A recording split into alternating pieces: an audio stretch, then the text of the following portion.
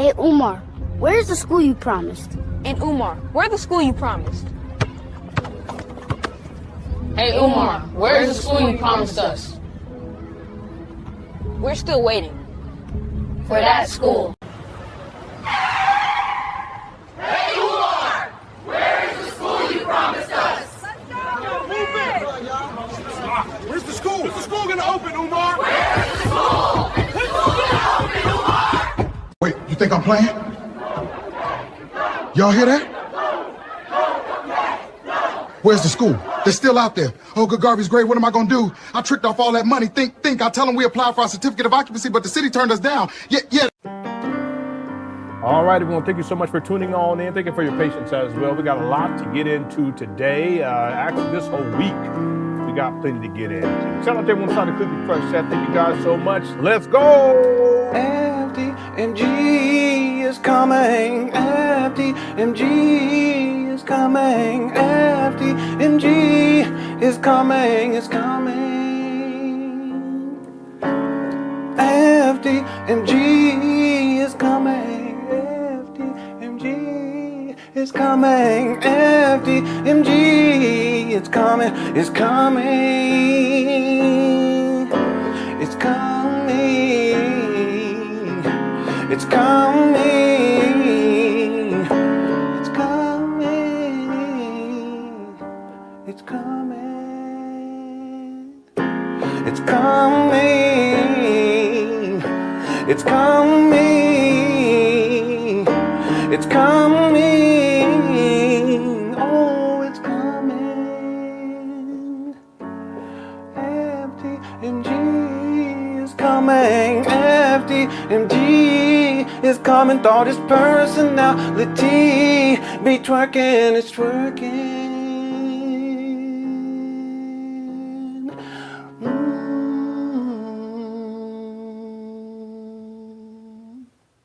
All right. Thank you guys again for tuning on in. We have a lot to get into. Today we're going to get into Umar Johnson's most recent rant. We also have Umar on Father David's podcast or radio show from yesterday. I've already downloaded it and edited it down to take out commercial breaks and people running their mouth. Don't nobody want to hear nobody else but Umar. He's the main event. So those are going to be the main two things that we get to. Also some backlog stuff that we haven't got to. If we have time this week, we'll get into it as well. But for sure, we'll live stream today. We'll live stream Tuesday and Wednesday. We may even live stream on Thursday. The Umar Johnson saga continues. I really was feeling like it was coming to a close. I have a contingency plan and I already had prepared to implement that, or at least start the implementation. That was going to be a process. But everything that took place more recently, when Umar goes up there and he shows the abandoned buildings, he shows some more rooms. I called it. I told people that's what he's going to do. And what happens is people get excited again. His followers get excited. That's where we get to the poll question too today. Why do you think Umar Johnson's followers believe that FDMG renovations are complete? And I'm going to tell everyone that that renovations are not complete. Umar stated that renovations were completed back in 2023. He also said that the school was done on the Breakfast Club. I can't remember which one it was, but this is like probably about 4 or 5 years ago. I'm going to say 4 years ago. Let's give him some grace. 3 or 4 years ago. Interesting enough, Charlemagne, I don't get it. I really don't get it. I actually think it's more politics. They play politics. Charlemagne was saying, well, the school is done. Yeah, but see, this is the thing. Umar stated that before on the Breakfast Club. You guys know that? Hit the one. Because I remember we were covering it, and because I did a video where we went through all of his Breakfast Club appearances where he was specifically talking about FDMG. And at a certain point in one of the interactions, Umar was talking as if the school was already done. Hit the one if anyone remember this. As if the school was already done. It's ready to go. And Charlemagne went right on with it, like it's done. Started talking as if it was done. This is years ago. I got to find out what day, what year that was. It was around 3 years ago, 3 or 4 years ago. So Umar says that renovations were completed in 2023. He also says that renovations are complete at the beginning of 2026. And then more recently, he reiterates it again. And this time he shows more classrooms. He's just incrementally showing more as he gets more work done. But even still, what he showed is not indicative of renovations being completed. Why? Because renovations aren't complete. IT infrastructure does not exist.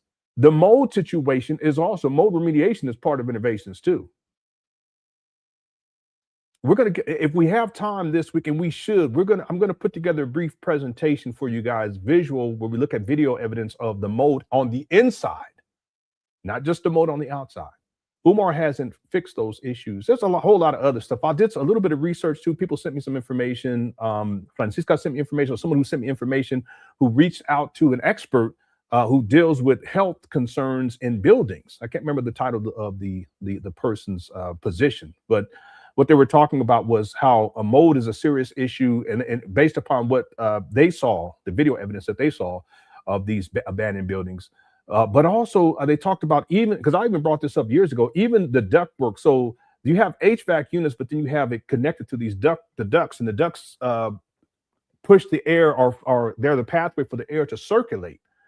Well, what's taking place inside of that ductwork has not been remedied either.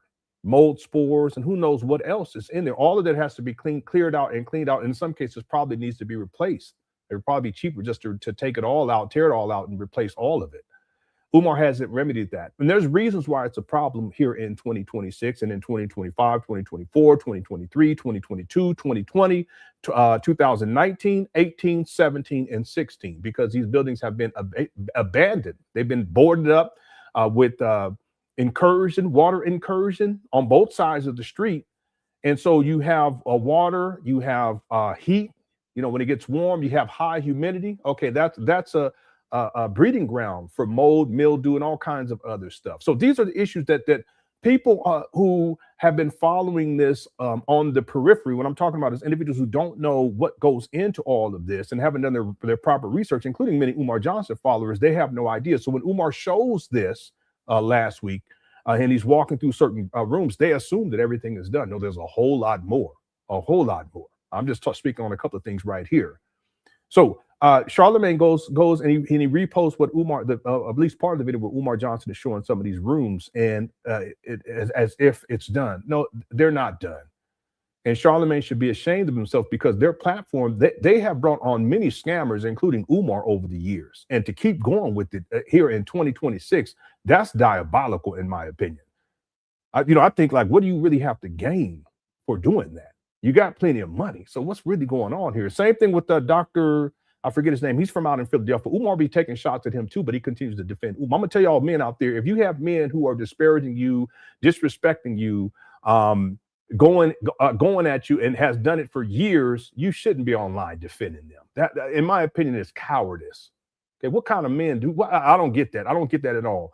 But anyway, I want at some point I'm going to put together a video presentation, and we'll look at this mold situation on the interior. We've talked a lot about the exterior, but we talked about the interior going back to 2019, and I'll give you guys evidence step by step from 2019, 2020, 21, 22, 23, 24, and 25, and here in 2026.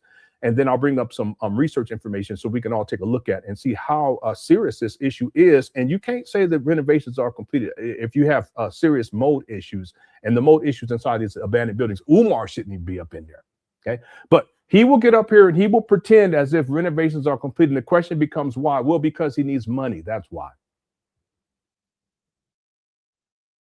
That's why he goes up there. And it's been that case since 2019. He's been doing this for such a long time. It's just amazing to me that his followers, it's like they've been mind controlled. Perhaps they're in denial.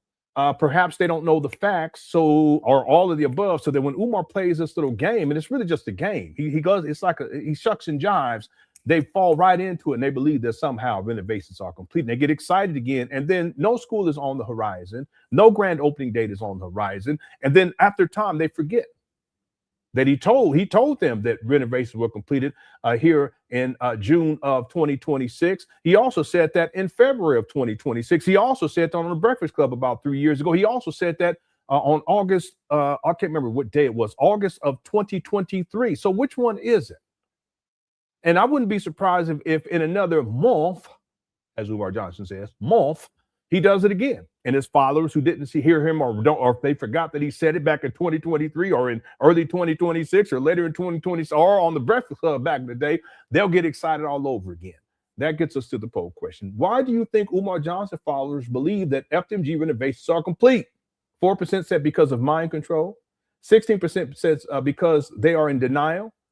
10% says because they don't know the facts. And 69% said all of the above. And it could be all of the above. The mind control is just Umar saying it over and over and over again.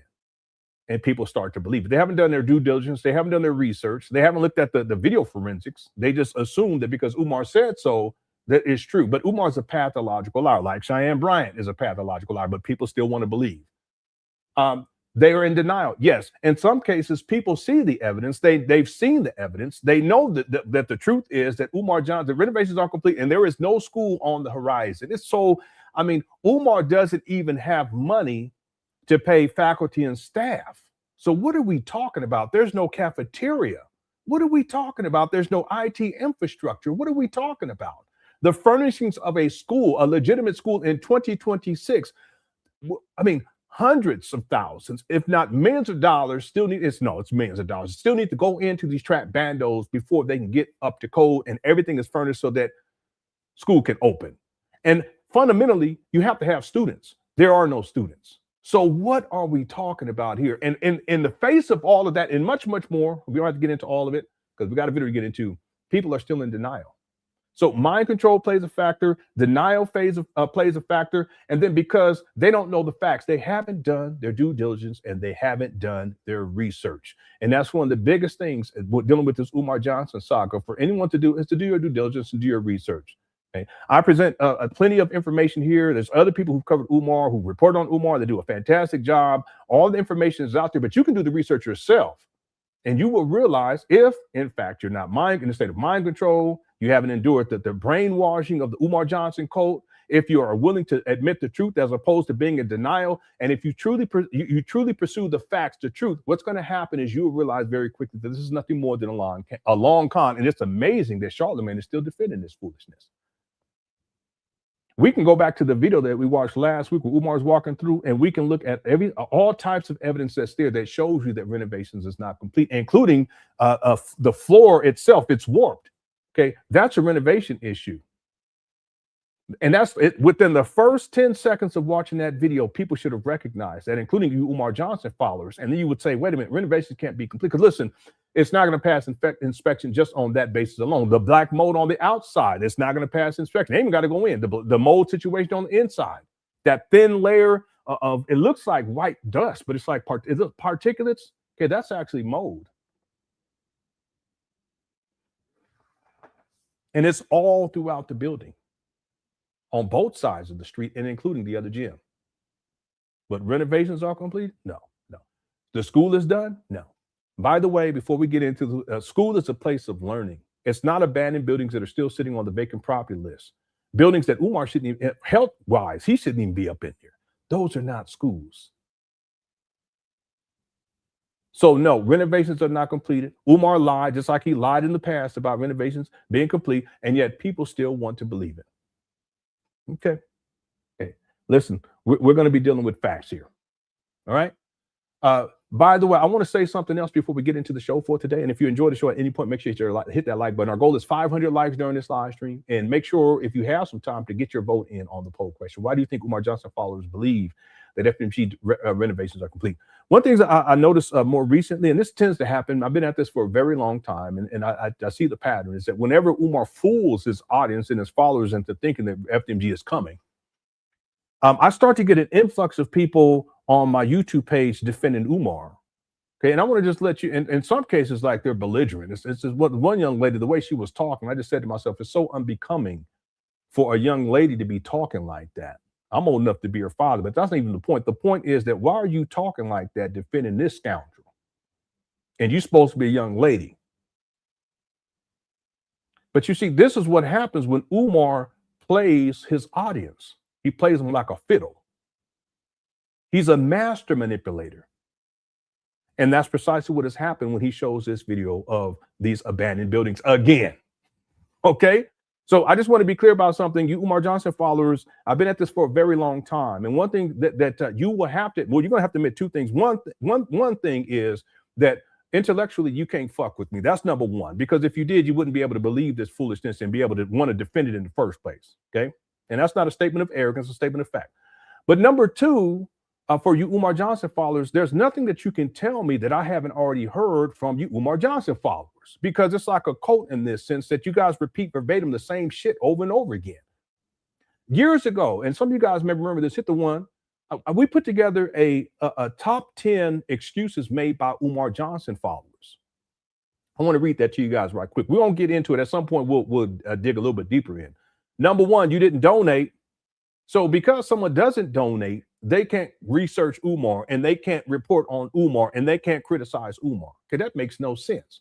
Why would someone of intelligence who does the research, someone who's intelligent and has legitimate criticism, why would they donate to a scam artist, to a fraudster? Doesn't make sense. Number two, what are you doing for the Black community? I'll tell you what, I haven't raised millions of dollars promising a school that was supposed to open September 11, 2013. And here we are in 2026, and there's still no school in sight. And not one Black child has been educated. And he's still collecting money for a school that does not exist. And I've said it for many years, the most important thing that anyone can do in the Black community is raise your family. Is Umar doing that? That's the first thing. And if we had more Black men stepping up to the plate to do that, then Umar would not need to exist, because what he does is he plays upon the vacuum of Black male leadership that exists in the Black community in general. But if that vacuum didn't exist, meaning that there were more Black men who were stepping up to the plate to be husbands to their wives, fathers to their children, raising a family, struggling to do it too, yes, I get it, but still they are present, then Umar would have no purpose, because his main demographic is single Black mothers who are in desperate situations. He's a predator in that way. So let's start there. You want to do something? You want to be a revolutionary? Start there. Otherwise, I don't want to hear the shit. Number three, where's your school? I never promised to open up a school. Furthermore, I didn't raise millions of dollars. Umar has to be around $3 million by now. I didn't raise $3 million with the promise of opening up a school. Where in January of 2010, I didn't post on my Facebook page promises in 2010 to begin laying the groundwork for the Frederick Douglass and Marcus Garvey Pan African School for Black boys specializing in learning disability and disruptive behavior disorders. This will be a private school, and yes, you will pay in order for your son to attend. Grand opening September 11, 2013. This is Chestnut Checkers. I didn't do that. Umar has done that, and since that time, he's changed the grand opening date over 30 times. Since 2010. And what we should say is since September 11th of 2013, he's changed the grand opening date over 30 times. I've done the research. Why haven't you Umar Johnson followers done the research? And yet when he gets up here and he gets to shucking and jiving, it's like a minstrel show, and he's shucking and jiving inside of these trap bandos and pretending as if renovations are completed. You guys get excited. It's all manipulation with this guy. So don't ask me where's my school, because I never promised to open up a school. You need to ask Umar, where is a school? And a school is a place of learning. There's faculty, there's staff, there's students. Umar has none of that. So he doesn't have a school. Number four, name calling. And they get this from Umar Johnson, because no one speaks as poorly about Black people as Umar Johnson does. He's always taking shots at Black people, and then he calls Black people names. And then he also uses racial epithets that were used by the KKK back in the day. He'll use it now in 2026. And you Umar Johnson followers, you guys do the same shit. See, but you can't fuck with me intellectually, though. Number five, diversionary excuses. Well, that's when, okay, well, what about what the Black church is doing? We're not talking about the Black church. We're talking about Umar. Well, what about this? And what about that? And what about the white man? We're not talking about the white man. We're talking about what Umar's doing. Deflect, deflect, deflect. That's what you call diversionary excuses. Umar is a master at that. And you Umar Johnson followers, you do the same thing, because you've heard him do that to you for decades now. That's the mind control aspect of this. Number six, you're trying to tear another Black man down. This is probably at the top. No one speaks more poorly about Black people than Umar Johnson. Listen to him. Just the cold thing. He can go in on real quick, chat, quick list. Go on ahead and put it in there. He can go in on Black athletes, black entertainers, politicians, anybody, and he does it all the time, because he's a Black celebrity gossip queen. That's what he do. He go on Art Dollar. All he do is talk shit about other Black people who are far more successful than he is. We can put together a list, and we have in the past, and that list will get close to 100 people. It'll get over 100 people. Mike Tyson, Barack Obama, Kobe Bryant's widow, Naomi Osaka, this Venus Williams, Serena Williams, Colin Powell. Y'all look inside the chat room for more. So he can do that and talk poorly about black people. And then in general, he generalizes about black people who are not celebrities or politicians or sports athletes or comedians. And he speaks poorly about black people. In general, he has a very negative disposition about black people. When he talks about black people, it's always the worst case scenario. You single baby mamas, y'all ain't shit. Okay. The question that I want to get to here is, why is it that when someone criticizes Umar, you Umar Johnson followers, you get upset, but all he do is run his mouth about black people, and he's a professional shit talker. You trying to tear a black man down? Listen, Umar has torn himself down real quick. He has at least 3 baby mamas in Philadelphia alone. He don't pay child support on time. He ain't married not one of them. He's a baby mama creator. He's a deadbeat. Don't take care of none of his kids. None of them. Don't even pay child support on time. He lived with his mama. He lived off of his mama. He's been living off his mama since 2020. He's been homeless since the end of 2019. He doesn't have his own vehicle. He doesn't have a job or a legitimate business. He's not a professional, even though he tells people that he is, just like Cheyenne Bryant. And the list goes on and on. Raised millions of dollars and ain't got nothing to show it. Not nothing to show for it. Not one black child's been educated. Umar's already torn himself down. So that's not a legitimate excuse. But next time you Umar Johnson followers, you guys listen to Umar and listen to him and listen to how he talks poorly about black people. In general, your everyday black people, but also black celebrities, politicians, musicians, rappers, sports athletes, the list goes, entertainers, comedians, etc. Listen closely, right? Number 7, will black people spend money on alcohol, weed, expensive shoes? You're just reiterating what Umar Johnson says. He's been saying this since what, 2010, this type of rhetoric? That's nothing new from Umar. You're repeating verbatim what Umar Johnson said. That's mind control. That's the cult dynamic of this. Meanwhile, Umar doesn't have his own money. He's been living off of black people since 2010. He gave up his career as a school psychologist back in 2010. Even back then, he wasn't popping. He was a traveling school psychologist. And at first, from 2000 until 2006, he's working in the Philadelphia school district. But then he tricks that off, and so he starts working as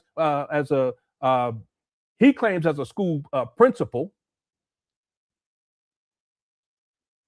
from 2006 to 2010, intermittently working within the charter school system, and he tricks that off. So by the time we get to 2010, he gives up his career as a school psychologist or any type of profession. In 2011, he's completely done with that. He gets into hidden colors, and then his career in the black conscious space starts to pick up. And since that time, he's been living off black people. With one exception, I have him on record where he worked as a principal for about 3 months.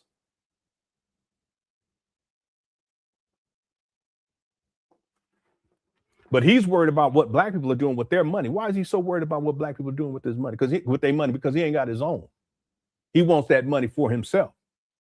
Shout out to Sister Vonti. That's why he's always talking about what black people are doing with their money, because he don't have none himself, and he needs that money. He needs y'all's money because he ain't got his own. And you Umar Johnson followers, you repeat the same foolishness. Number 8. He doesn't have enough money to build a school. That's not true. Land was donated to Umar back in 2012. By the time we get to the end of 2016, he's out $1 million. Well, with the land that was donated to him back in 2012 in San Bernardino, California, and also the land that was donated to Umar, based upon his own words, that was donated to him in Philadelphia, and the land that was donated to Africa, couldn't he have taken $1 million by the time we get into 2017 and built something on top of that land to get started? Absolutely. Why didn't he do that? Because it was a money grab. And it still is to this day. He never had any intention on opening up a school. You, Umar Johnson, y'all need to get with it. Or continue to believe in the fallacy. Go, that's your business. I'm not, you do what you want to do. He doesn't have enough money. At this point, he should be around $3 million.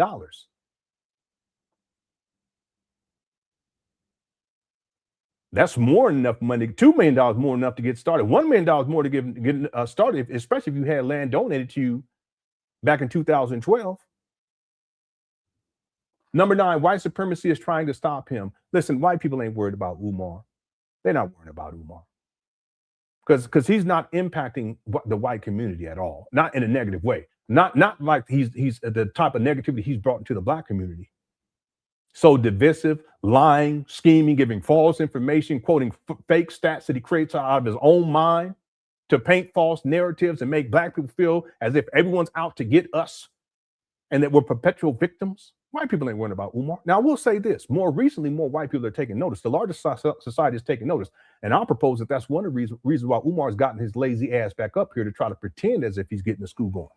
See, once them white people start talking, he was on SNL, and then these white comedians have been talking about him in his fake school too. So Umar, he has to jump up and get busy. He got a shuck and jive. He wasn't up there.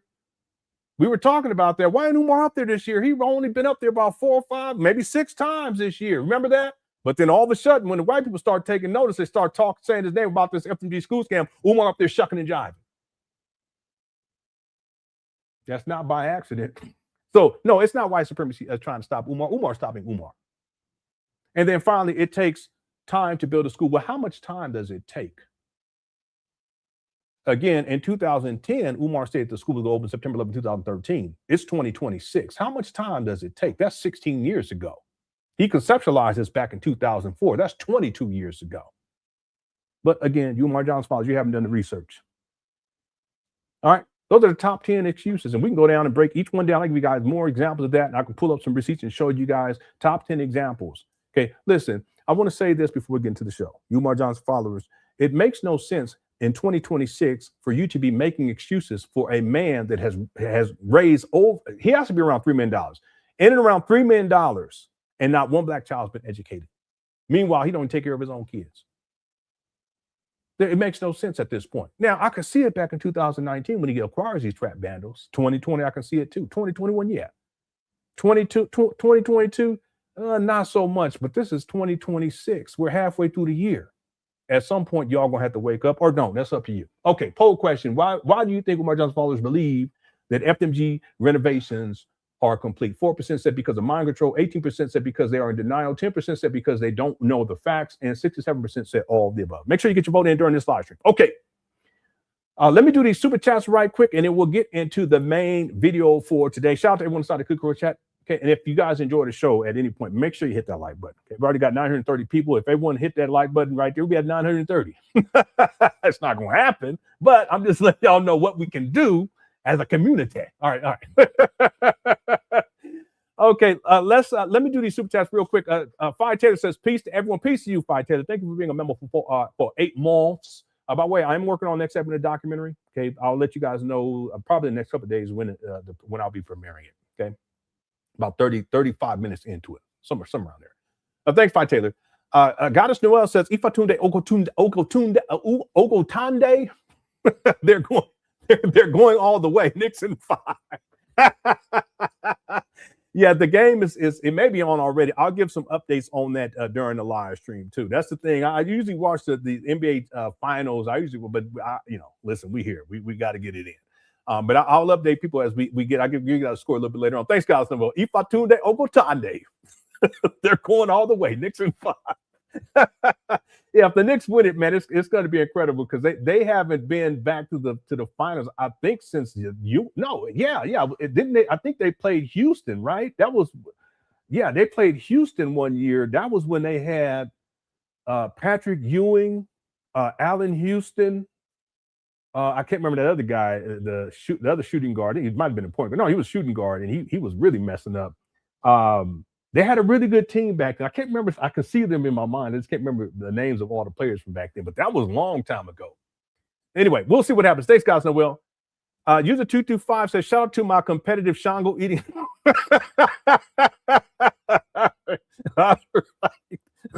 What the competitive? What are you talking about? Yeah, Charles Oakley. John Starks, that's who I was thinking of. Yeah, John Starks.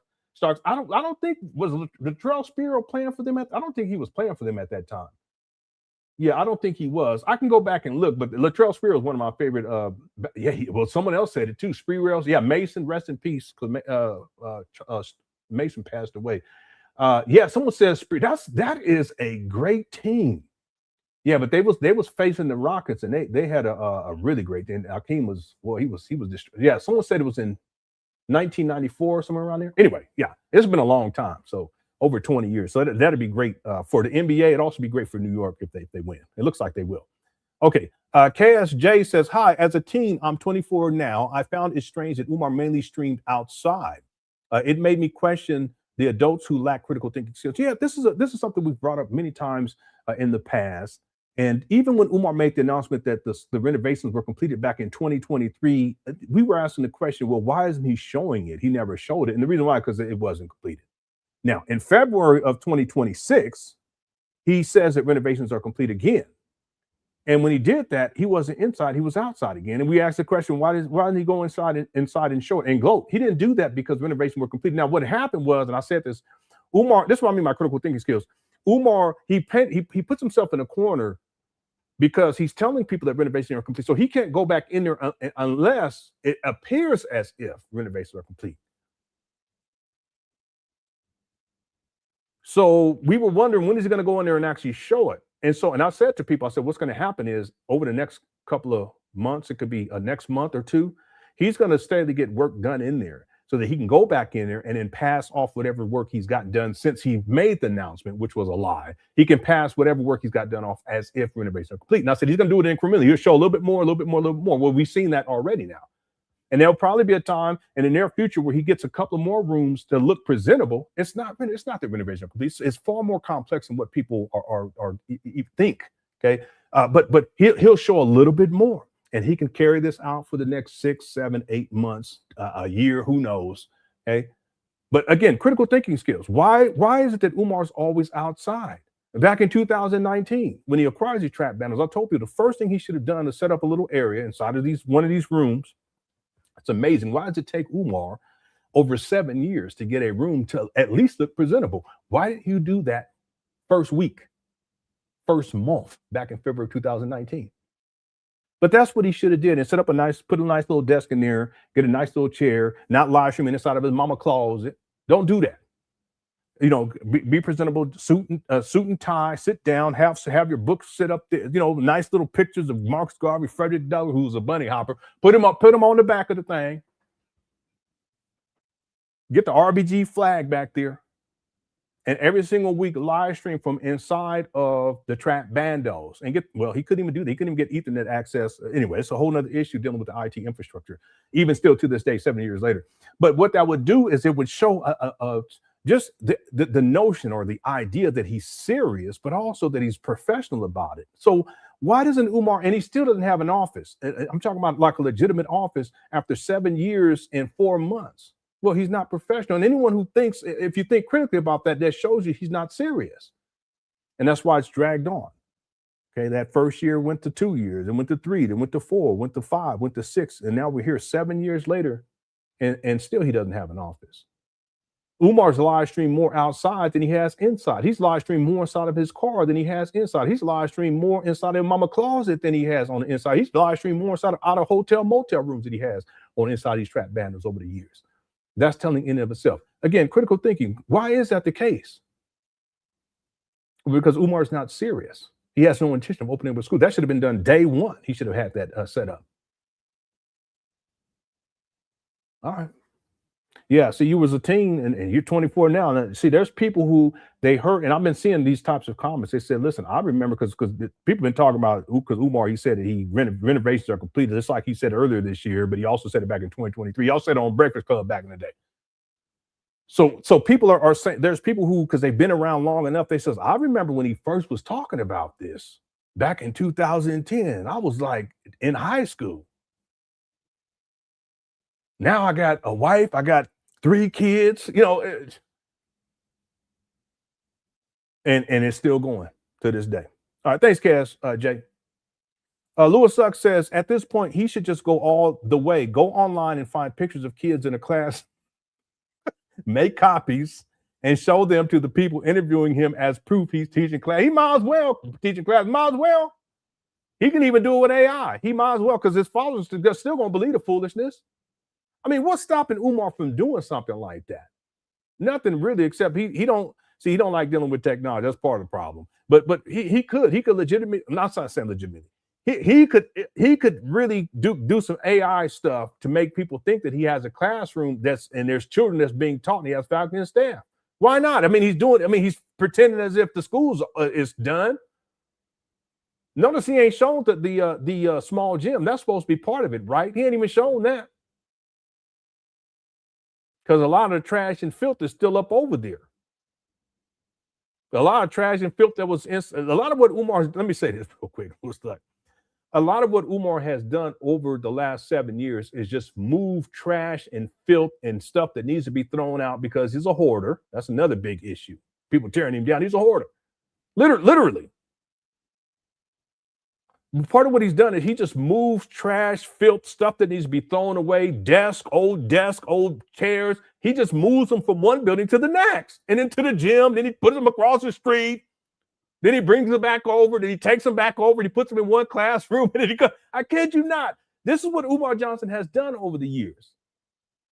I guarantee you that if someone went up in there in them trap banners today and went into that gym, it'd be all kinds of filthy shit in there. And if they walk through these trap banners where he showed some of the classrooms recently and they went through everything, they'll see that renovations are complete. So what's really stopping him from, why not? He can do it. His followers, they'll be like, yeah, look at what you're going to say, you haters. What are you going to say now? You guys been on him all this time and blah, blah, blah, blah, blah, blah, blah. Y'all just running your mouth. It's not intelligent. Okay. I'm not saying that you're not intelligent. I'm saying it's not intelligent to think that way.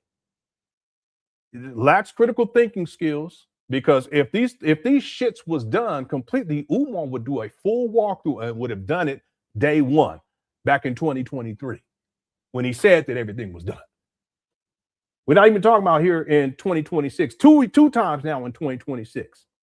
He said the renovations are complete. He would have walked through and showed everything. And even what he showed, we could pinpoint certain things in there. Clearly, renovations are complete. You can't say that renovations are complete when there's issues with the flooring still, where it's warped. It's like it's some part of it is raised. Okay, you're not going to pass inspection. That's a whole nother step to all of this. But the point that he's willing to show that foolishness and people buy into it without just looking at the video forensics and with critical eye, that's telling in and of itself. Okay, anyway, yeah, he could do. I wouldn't be surprised if he, I would not be surprised at this point. And he'll still have followers, including Charlemagne the God. Let me take that back. Okay, Charlemagne, my bad. Charlemagne continue to cape for this clown. Should be ashamed of himself. Okay, thanks, Louis Luck. CJ says Umar supporters can barely spell research, let alone conduct it properly. Now, I have to say this, CJ. There is a percentage of Umar Johnson followers who have critical thinking skills, who can approach things with a level of intellectualism. They can set the emotionalism aside, because a lot of this is emotional manipulation, right? But they're still in denial. You see what I'm saying? That's why I put that in there. That, they may know some of the facts or even a lot of the facts, but they're still in denial. So that's part of it. But yes, there are some of Umar Johnson followers who are batshit crazy, like Umar's batshit crazy. And Umar, he legitimately is. He's mentally disturbed. And yet he has followers who don't see that. Just like Cheyenne Bryant, she's mentally disturbed, but she has followers who don't see that. Nature Boy, mentally disturbed, but he had followers that still believed in him. So they thought he was God. And the list goes on and on and on. You guys do realize Umar mentally, he's way off and has been for a very long time. Hit the one. But his followers don't see that. And some people will say, well, yeah, but everyone has issues. Yeah, this is true. Everyone has some sort of mental stuff going on to different extremes, right? But Umar is to the extreme to where he's not functional in society. That's why he's always online begging people for money for a school that doesn't exist. That's why he can have 5 degrees. He says 6, but that's part of his mental instability. He lies about things all the time. Cheyenne Bryant does the same thing. Mentally disturbed individuals. But let's say Umar does have 6 degrees. Let's go into his fantasy delusional land, his delusional world. This is a guy who can't even work a job or hold a legitimate business or maintain a legitimate business with 6 degrees. How is that possible? Well, up here, he's batshit crazy. I'm gonna leave right there. Anyway, thanks, CJ. Rosetta says, salute LenonHonor film and the Cook Quartet undefeated. Umar supporters are delusional and unstable. Yeah, some of them are delusional, and yeah, some of them are unstable too. But I always want to give people the benefit of the doubt. I think that there's a percentage of Umar Johnson followers that they just want to believe. You know, it's part of the mind control thing. And then some, they know the truth, but they're just in denial. And it can be very difficult. We talked a lot about the sunk cost fallacy. I think that applies a lot to with Umar, especially with this FDMG school scam. You know, and a lot of his followers don't realize that this is just an iteration of a school scam that's been going on. Truth be told, it's been going on since 2005, because one of the iterations, one of the first iterations, I should say, was when he was trying to scam the UNIA out of money for a building fund, because he was going to renovate or restore the two floors of this building, their headquarters, because there was a fire back in the day. So this is the precursor to all of this. This is the mentality that goes into trying to get money for a project of this magnitude. It's grown and grown and grown, right? So by the time we get to 2010, he makes an announcement that the school's going to open September 11, 2013. He said that he got land donated to him for FDMG in 2012. And then in 2014, he starts raising money specifically for the St. Paul's College. A lot of people don't even know about that. And then there's all these other school scams along the way leading up to 2019, where he's traveling all around the world and pretending as if he's looking for a building. Those are all iterations of a school scam. So the point that I want to make is that there are a lot of people that they haven't done the research, and so they don't know. There's a lot of people that they're in denial. They know that something's not right. Some of them know full force. I'll propose that Charlemagne, because he's intelligent enough, he knows that Umar Johnson's out here scamming. So denial, and then also he has followers. It's a shared delusion. He's mind controlled his followers into believing whatever he says, and they buy into it, and they see things through his lens, which is nothing more than the lens of a pathological liar, as opposed to what the evidence and the proof shows. Man, thanks, Rosetta. CJ also says, tonight's game, take a drink corresponding to Umar supporters' collective GPA. 2 drinks for a 2.0, but that might be generous. No. I'm not going to say that. Yeah, again, like I said, there's different tiers to this, right? There is a tier where there's the cult level tier. Umar could never do anything wrong. I mean, he can lie. He can get online and lie right now. He can get online and says he's a tiger. And his father be like, yeah, he's a tiger. Okay, that's extreme. But then you do have people who they have some level of intelligence, but they're in denial and so forth and so on. Okay, thanks, CJ. Rated for Robin said, Lenon, I think, and I wanted to know if you agree that Umar only showed the banner because of the comedian from the Kevin Hart roast called him out. Yeah, I think that's part of it. But I also think he was on SNL. That's part of it. But also more people started talking. I'm talking about in the larger society, they've been talking. More people are talking about Umar. And there are people who've been reporting on Umar, like myself, where they've talked about this particular issue. The reason, and I'm going to say it again, the reason why Umar is up there now more shucking and jiving is not so much for Black people, even though it does provide an incentive for Black people to send him money. The main reason why is because Umar is afraid right now. He's afraid of the backlash that he may receive if more of, and I call it critical mass, more people outside of the Black community start to look into him in particular about this FDMG school scam. That's what he's afraid of. That's why he gets up there and he shucks and jives the way that he does. And I've been saying this whole year and last year too, less and less. Since 2019, he was up there a lot. 2020 is up there a lot. 2021 is up there a lot. 2022, it starts to slow down a little bit. 2023 starts to slow down a lot. 2024, slow down a lot. 2025, he was barely up there. And in 2026, he wasn't up there but 6 times. And then all of a sudden, but see, that coincides with him running his mouth about the Kevin Hart roast. We covered Umar Johnson's perspective on that. Some of what he said, I agree with. He runs his mouth, but then you start to see white people take notice who have platforms and who are well known. And that's in part why Umar has to get up here and start to pretend. But it goes back, in my opinion, to the SNL skit, because they bring up the school. That's what Umar is afraid of. Okay. Thanks, Rated R for Robin. Jay Civic it's funny how Umar can speak his mind and tell people who to be with, etc. But questions about the school, you're an enemy. Yeah, this is the mind control cult dynamic. So cult leaders tend to have mind controlled their followers into two things. Number one, to wherein nothing that the cult leader does or says is deserving of any criticism from the followers. The followers have to abide to it, adhere to it, believe it, so forth and so on. It doesn't matter what he does or she does, what he says or what she says. It doesn't matter.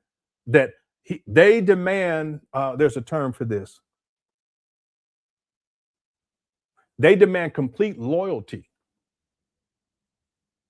It's not about intellectual process. It's not about critical thinking skills. It's not about facts. It's not about evidence or proof. They demand complete loyalty.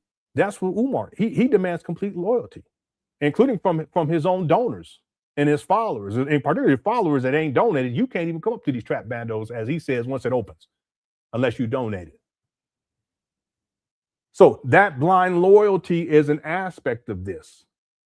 But then the other thing is, and Umar has said this many times over the years, part of the cult dynamic is the cult leader, in addition to that, the cult leader sets standards on how people should behave, what they're allowed to say, and in some cases, how they dress. Nature boy, you know, how they wear their hair. Umar, got to be natural and all this talk.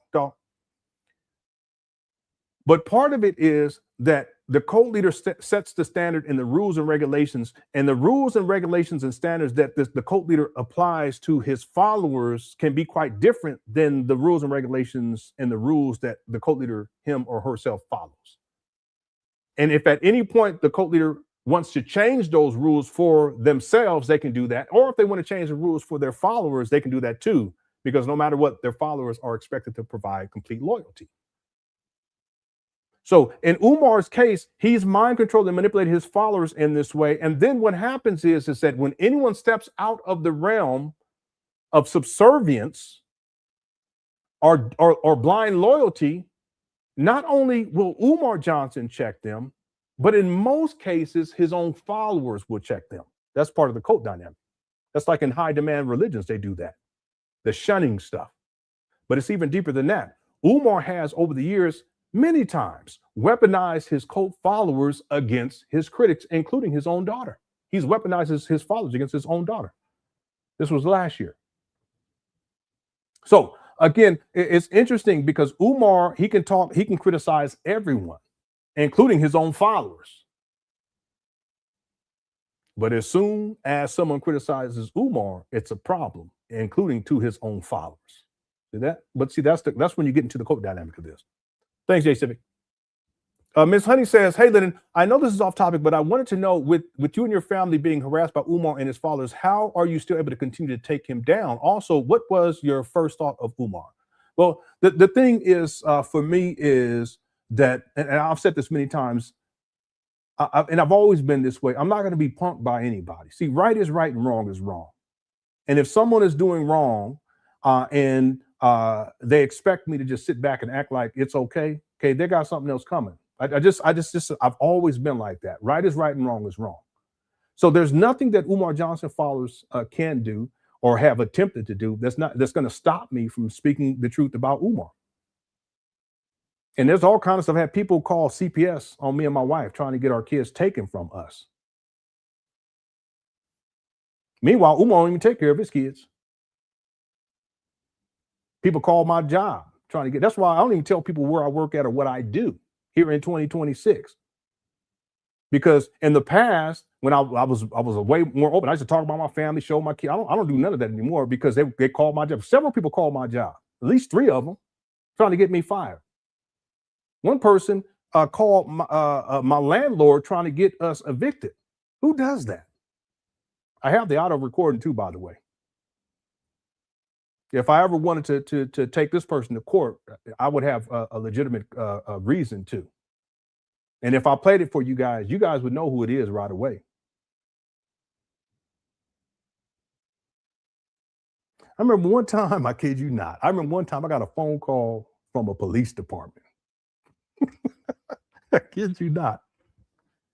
And it was like, we got a report from such, and they told me the person's, I don't even think they told me the person's name. Let me take that back. I don't think they told me that, because I had asked, I said, well, so they said this person contacted us and they said that you've been harassing someone named Umar Johnson's daughter. I said, and this is years ago, way before his daughter comes out to expose him as a deadbeat. I didn't even know what his daughter looked like. I mean, I'd done research already, so I had names and stuff. But they said that you've been harassing his daughter. I said, well, what do you mean? I said, well, first of all, I don't know who his daughter is. I know who he is. I have a YouTube page, and I provide critique, and I've done a lot of research. And Umar, this is early on. It's probably in 2019, if memory serves me correctly. But in terms of his daughter, no, I haven't done that. Why would I do something like that? I have my own children. I have daughters myself. And I said, well, did the person sound as if they were rational who made this report? And the lady, I think it was the lady. She's like, yeah, they did sound. I mean, it sound believable. I said, well, you won't find any evidence to prove any of that to be the case. I don't even have the daughter's phone number or address or anything like that.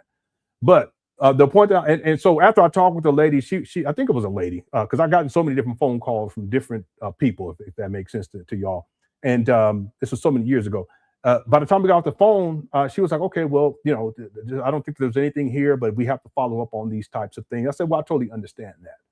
Okay, all kinds of foolishness that I've had to deal with. And not just me, there's other people too that either were or still are Umar Johnson critics. They've had to go through a whole lot.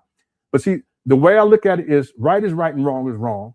And see, when Umar attempted to punk me, he had doxed my home address. I think he doxed my phone number too, but for sure my home address, and told his followers to come get at me. That is going to be inside the documentary too, by the way. When he did that, that's when I just said, no, okay, that's it.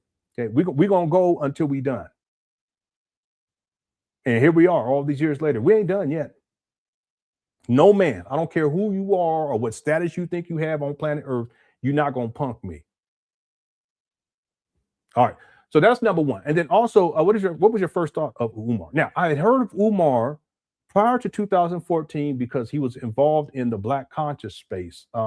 People like Sa Netter. At that time, he was in Hidden Colors, because I remember there was someone else who, I ain't gonna say the person's name, there was in Hidden Colors, and they were trying to sell me bootleg copies of Hidden Colors. I kid you not.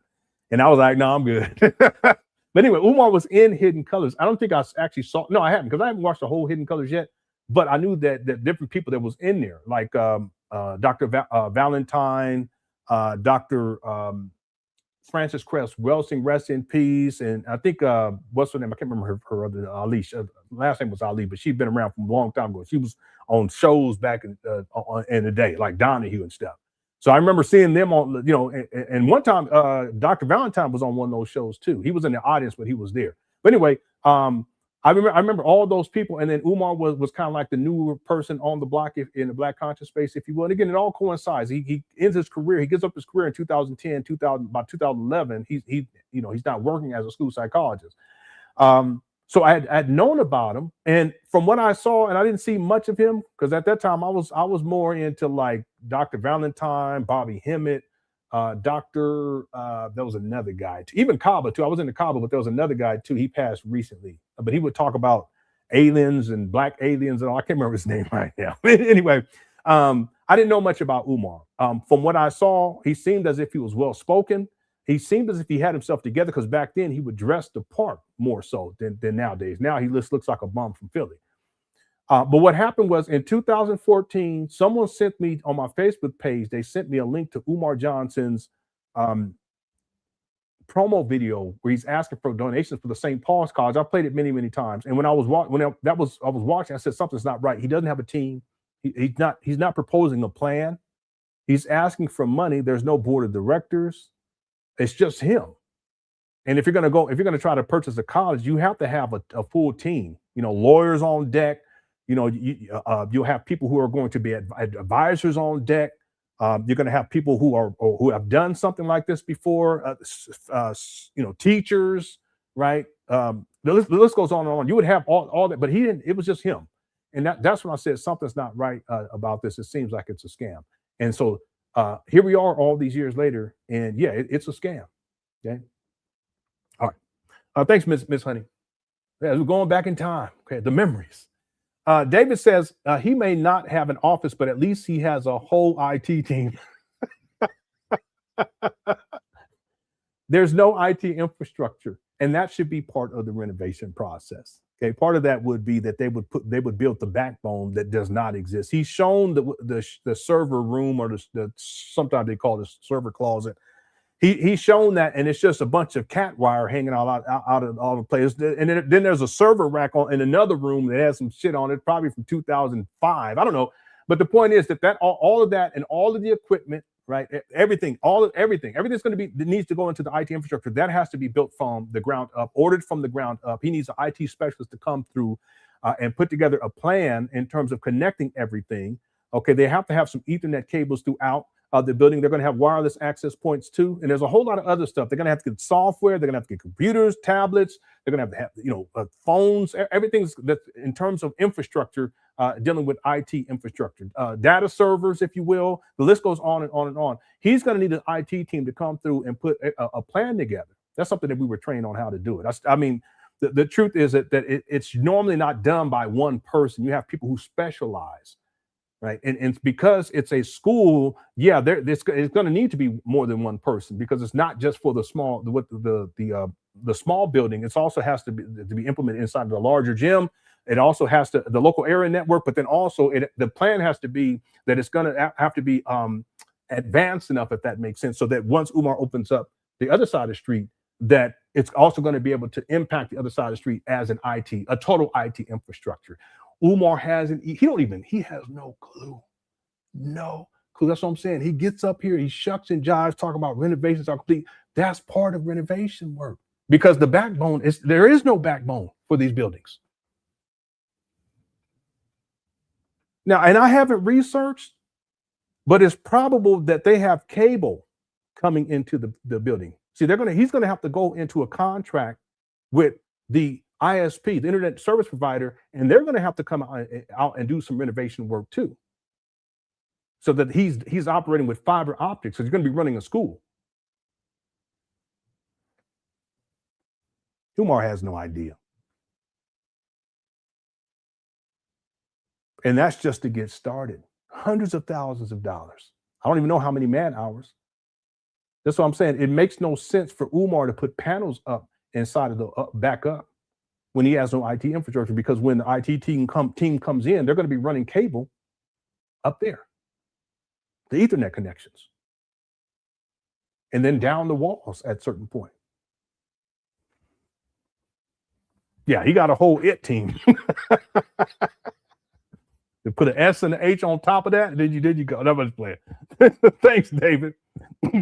Contevest says Umar exploits fundamental Umarian needs: the desire for belonging, that's the code.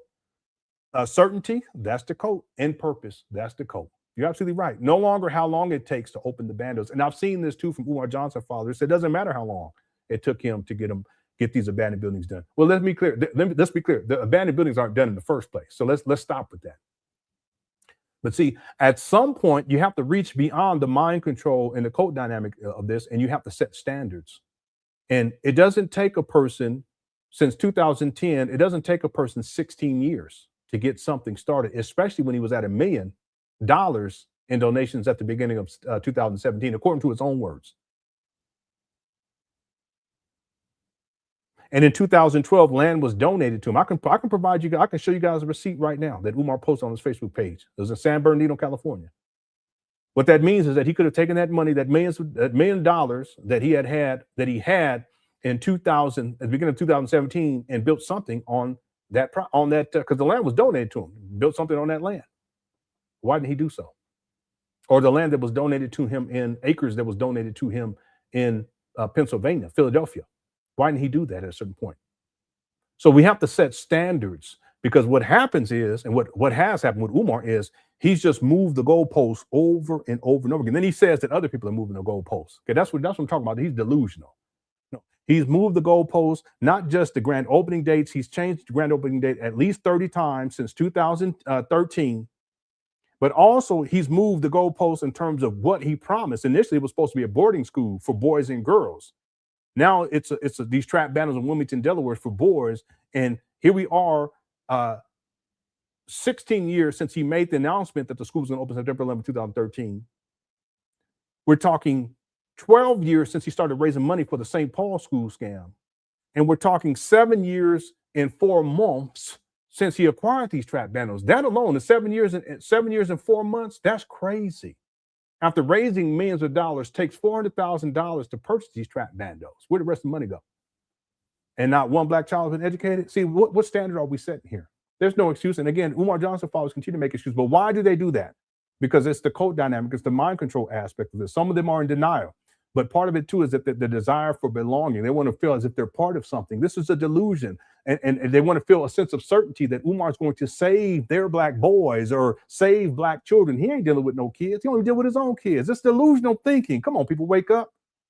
And then a purpose. Yeah, we're going to open up the school. And we're going to show the world, as Umar says, that black kids aren't the intellectual inferior to white kids. Who even thinks like that in 2026? So backwards. What are you talking about? He's so backwards. Anyway, thanks, Dr. T. Reed says that dude living in the bando chiseled in the toilet. It's possible. It's possible. Okay.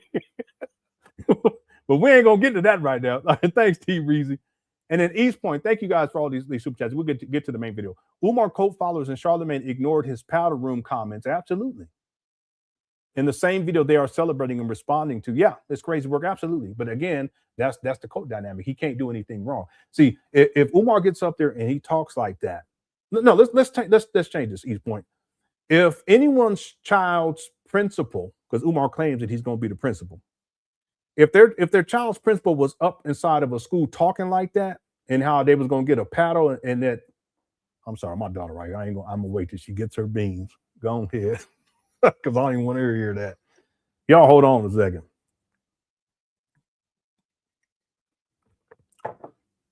By the way, I ordered it'll get here on Wednesday, the thing that'll turn off one of these lights and it'll automatically turn on the other one. It'll get here on Wednesday. So if someone can remind me in about 30 minutes to switch on this light for the geckos, so they can wake up. Okay, she almost done. I probably could say it, but I just it's you know.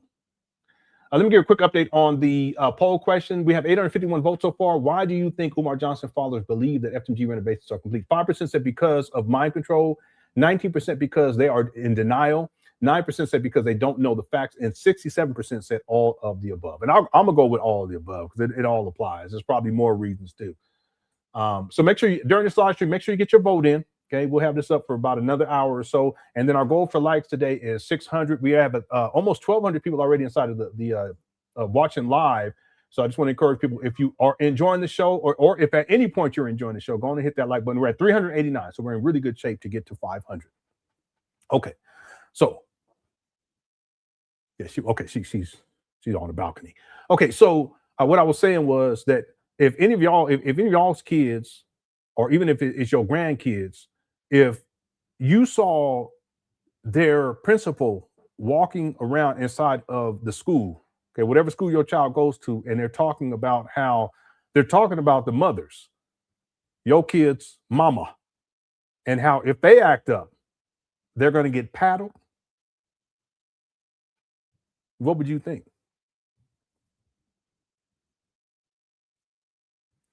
You know, we could ask the question in the first place, why is Umar even bringing up women, the children's mamas, in the first place? Well, because that's his main target demographic. It's not about working with kids. That's why you don't see videos of Umar working with kids. I do have some videos where he's lecturing them, running his mouth, talking reckless. He's never been an educator. He's never been a teacher. So he brings up women because one of his primary motivators is money. That's why he gets up here and shucks and jives and begs for money. But another one is sex. That's why he brings up women, because I'm going to tell y'all something. The way that Umar has in his own twisted mind as a sexual deviant, and he is, how he's conceptualized FDMG is that the children are just pawns that he uses to lure single black mothers into his den, his clubhouse, because that's what this shit is. FDMG, these trap bands of Wilmington, Delaware, is the kicking spot for Umar. So the kids be the way to lure the black women in. And what Umar has conceptualized is that he has total control and domination of other people's kids. That's why he says our kids. It's like cult leaders talk like that. I got my own kids. I ain't saying those are our kids. No, these are my kids up over here. These other people's kids, okay, if they need help, I can help them. But those ain't my kids. My kids up over here. But see, cult leaders, they do that. Jim Jones did that. He had parents sign away the rights to their children, their guardianship, so that he was in control of all the kids. Y'all know that? But that's how Umar Johnson concept. It was supposed to be like a cult compound, a 500-acre cult compound, replete with a air traffic control tower, a landing strip for airplanes. I can pull it up and show it to you guys. A NASA building, a store, a hospital, 2 schools, these massive dormitories, a track and field facility, a baseball diamond, a zoo. The list goes on and on and on. But the idea was that he has access, sexual access to the women, and then total control of the kids. Okay, that's what cult leaders do. A lot of people don't know this. So you do your due diligence. That's why Umar says stuff like he's the Black Christ, he's the Black Messiah, and he's the chosen one.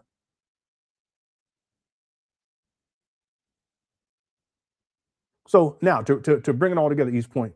So why is Umar talking about paddling then specifically? Well, that deals with his sexual deviancy.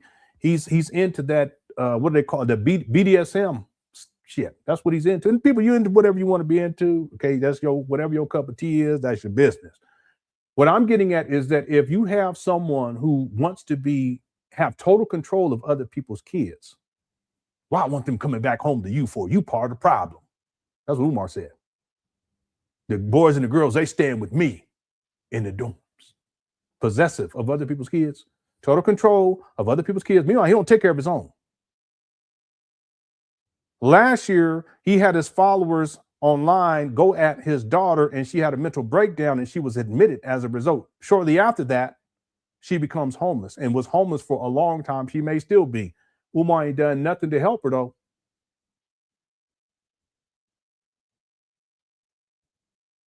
But he wants to be in control of other people's kids. I mean, I don't understand what you, Umar Johnson's father. What y'all thinking? He's up here talking this paddle shit. This is gonna. He's into that. He's a sadomasochist. That's what it's called. The first time I really started questioning that was because he would say things, and I kid you not. One time there's a woman. It actually happened twice, but one time there's a woman called in. I had the video. And she was telling Umar, one of his Black parent tell their kids business. And the lady was talking to him and how she had her child diagnosed for something, right? Mental disability, or I don't know what it was, something. And Umar, he's under the impression that you shouldn't do that. His opinion, you shouldn't do that. You should wait, blah, blah, blah, blah, blah, blah. And when she tells him that, Umar says something to the effect of, and I'm paraphrasing, well, sister such and such, can I tear your fingernails out? I said, what? Anyone remember this? Hit the one. I can find it and pull it up. I said, why would you even think of something like that? And you should have seen her face. She was shocked. See, he thinks like that. The little boys who act up at his school, he's going to have a room in the back, a black room. He called it the black room, where if your son acts up, he's going to pound their damn chest in. That's what he said. So something's not right with Umar. I mean, that's the kind of, when he was, the types of kids when they was kids, they would torture animals and shit like that. Well, that's how Umar is. It's just in his adulthood. He goes there in terms of the sexual part of this. And that's why he's talking about paddling the women inside of the school. Anyway, we're going to leave it right there. I don't get it. See, a lot of his followers, they ignore that. See, but if their child's or their grandchildren's principal was online talking like that, they would have had a problem with it. All right. Michael, thank you, East Point. Michael says, if that bonehead really was opening the school, you would see people in the background trying to get things done. Where is the staff? There is no staff. There is no staff. There's no faculty. There's no staff. There's no students. There's no students enrolled. Umar's been collecting, resumes for over 16 years. Why do people believe this foolishness? Collecting resumes for jobs that don't even exist. So you really got to believe in a delusion to really think that he was serious in the first place. Why is this guy, and I can pull it up, why are you collecting resumes for 16 years for jobs that don't exist? He's batshit crazy. And some of his followers are batshit crazy too, especially you believe in his fools in 2026. There is no faculty, there's no staff, there's no students enrolled. He wants to charge $500 a month. That's what he said. In an impoverished community.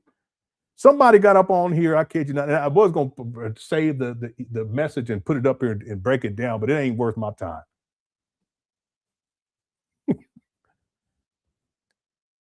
They said, well, Umar charging $500 a month, it gives more options to the people who live out there. I said, what the fuck are you talking about? I'm sorry, I don't mean to be like that, but you're just trying to justify foolishness. What you mean? If this is an impoverished community, these people, and I did the research years ago what the median income was. I can't remember what it was when I did the research back in 2019, but I'll probably update it for 2026. There's no way. People can't afford that. Not in that area. It's crime infested, drug infested. It's run down. That's why the trap banners look the way that they do. I have video of a dope fiend nodding out on the steps. I have video of a homeless woman sleeping on the steps. What do you people think? So somehow it gives them more options? No, don't give them more options. It's not even viable. It's not financially viable. Especially when they can send their children to a real school that's accredited for free, that has a cafeteria, that kids get free lunch as well, and there's half faculty and staff. And ain't just Umar. Let me stop. Anyway, there is no staff, there's no faculty, there's nothing. It's just Umar. And that's crazy. Anyway, thanks, Michael. And see, one last point. Then we got to get going real quick.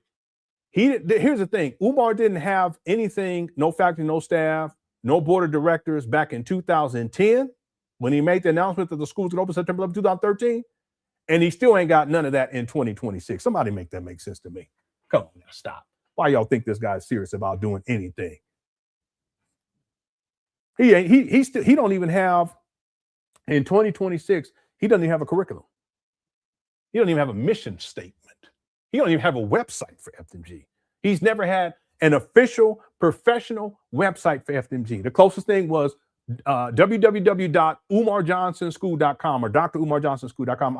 I showed this many years ago, but more recently I showed some screenshots. And all it was to promote himself.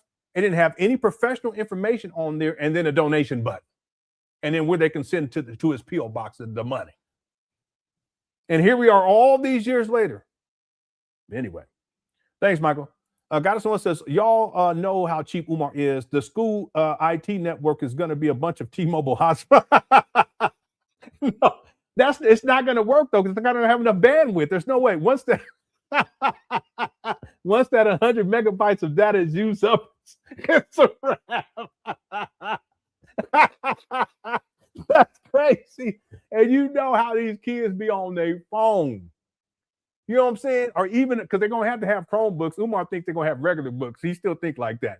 Them kids, they will eat that bandwidth up. That's what I'm saying. He's gonna have to go into special contract with the ISP. There's a whole process you got to go through. And the backbone has to be updated. Cabling is going to need to be upgraded. I'm talking about getting into the school. That makes sense. Let alone bandwidth needed for all the kids that are hypothetically going to be attending, plus faculty and staff.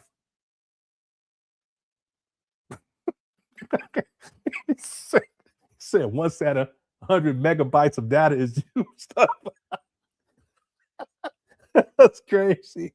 That's crazy. All right. Thanks, guys. Noel. That was a lot back in the day, though. Anyway, back in, I don't know, a long time ago. Fresh Face says, I remember Bougie Barbie said that Umar's data server would be two dudes standing in the hall, standing in the alleyway.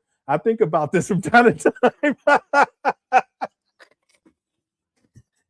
Yeah, it's crazy, Standing in the alleyway. That's wild. Yeah, that's a whole nother separate thing. I don't like talking about it too much because it gets me frustrated because I know what is involved with that. And it's expensive. And what Umar is going to need to run a school, he has no idea. And he's so backwards when it comes to technology. He has no clue. And yet he's passing it off as if renovations are complete. No, they're not complete at all. Not at all. Okay, thanks, Fresh Face. All right, let's get back to it. And I ain't seen Bougie Barbie. No, I hope Bougie Barbie doing okay. Okay, thanks for all the super chats, but let's get to the main video now. Okay. Let me update everyone on this poll question. Why do you think Umar Johnson followers believe that FDMG renovations are complete? 5% said because of mind control. 19% said because they are in denial. 9% said because they don't know the facts. And 66% said all of the above. Okay, make sure you get your vote in during this live stream. And let me give a quick update on where we're at with the likes. Our goal is 500. We are at 437. Okay, so we're close already. Thank you guys so much. At any point you're enjoying the show, hit that like button. Okay, so this is a video from 2 days ago, hot up off of the press, and Umar, he's ranting inside. It looks like he's at that same park he's been going to recently. And so let's get right on in. Thanks everyone. Thanks for the Miles for handling business as well. Thanks for everyone inside the Cook Fresh chat, and also thanks everyone who sent in super chats. I appreciate it. Okay, here we go.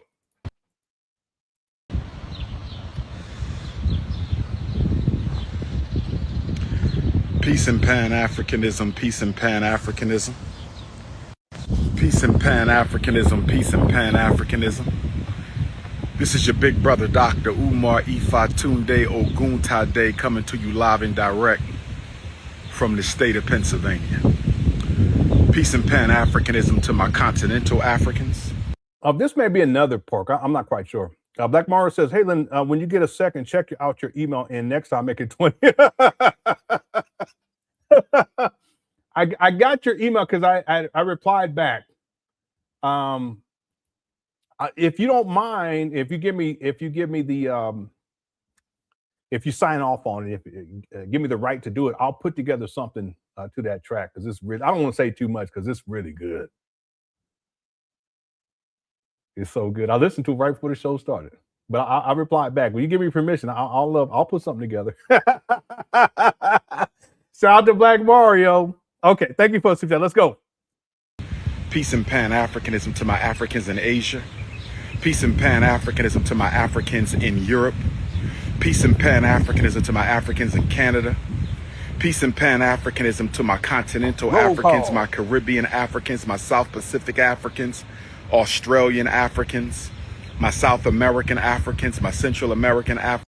Now, what did I tell people too, by the way? I said he gonna do that video where he's showing these trap bandos. He gonna get a cash infusion, not like he used to, but he gonna get a cash infusion, and then he gonna come back looking smoked out. Hit the one.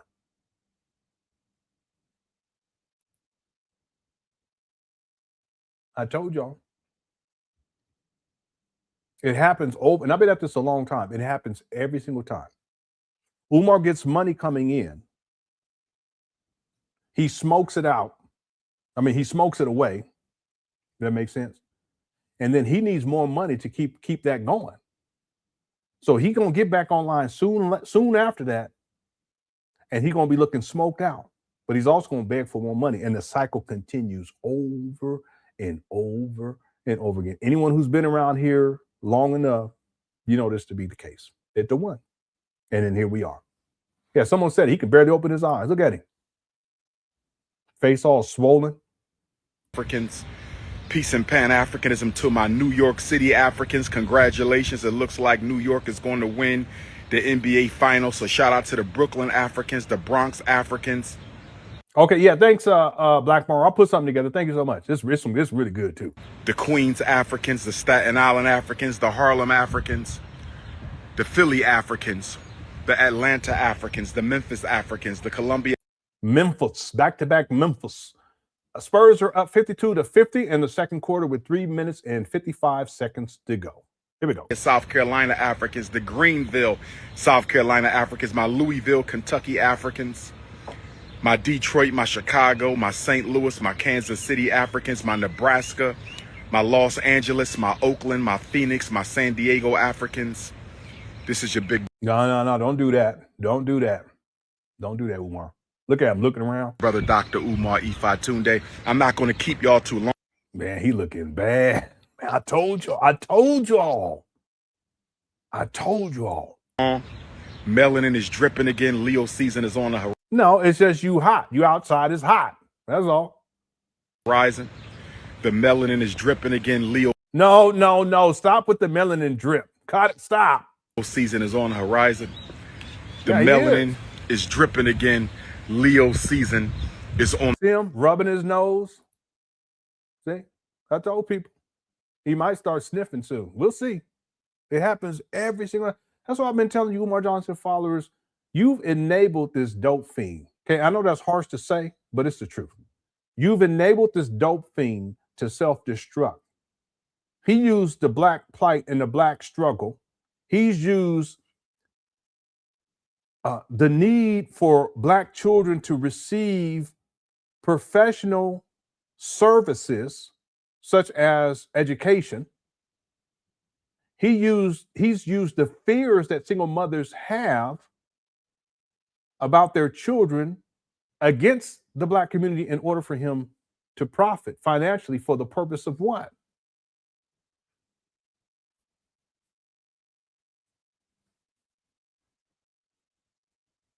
It's not to open up a school. He's a dope fiend. See, the truth is the truth.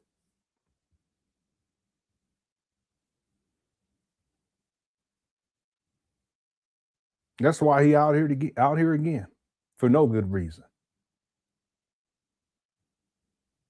It's highly likely that he's gonna ask for some donations. Donations for what? I thought the school is done already. He said the school was done 2023. So what do you need donations for since then? Then he said it'd be February 2020, January 2026, I think it was, or February. Well, what you mean? And then it was done then. And then now he does a couple of days ago. People get excited all over again. But he already said this already. So what does he need the money for then?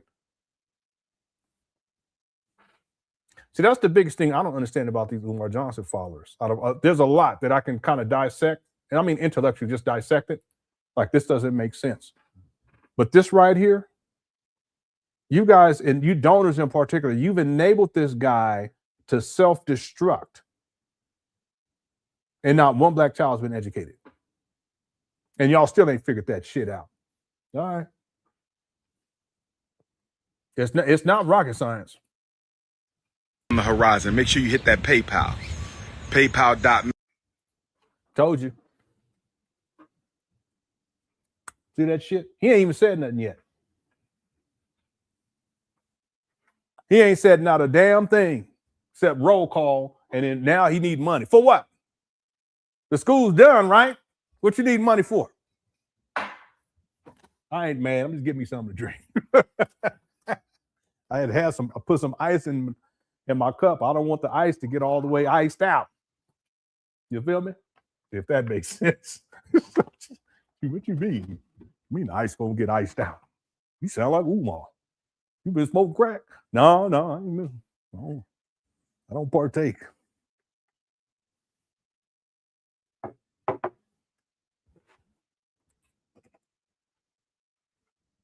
Let's get back to it. Here we go. me/FDMG Academy. Make sure you hit that PayPal. PayPal.me/FDMG Academy. Make sure you sign up for that Patreon. Patreon.com/DRUMAR. He need that money bad. I don't know how his Patreon is doing, but he always coming up with something. Patreon.com/DRUMAR. You smoke crack, don't you? Don't you smoke crack, boy? No, sir. Yes, you do. You smoke crack, don't you? Yes, sir. Fairy side. Fairy side. We gonna go to school on Monday of next month, forever, yeah. All right. I mean, it's funny, but it's sad too. You know what I mean? MAR. Sign up for that Dr. Umar book club. We're reading Race First. He got all kind of shit. Book club, gun club, dirt bike club. We are reading Race First, the Marcus Garvey movement, history, and story, which is very timely with all we going through right now. Marcus. Only teaching requirements 5'5", thicker than thighs, and that. I shouldn't laugh at this, but it's funny. I have, and you know this, lady. I have Umar saying that the teachers don't have to be certified and they don't have to have degrees.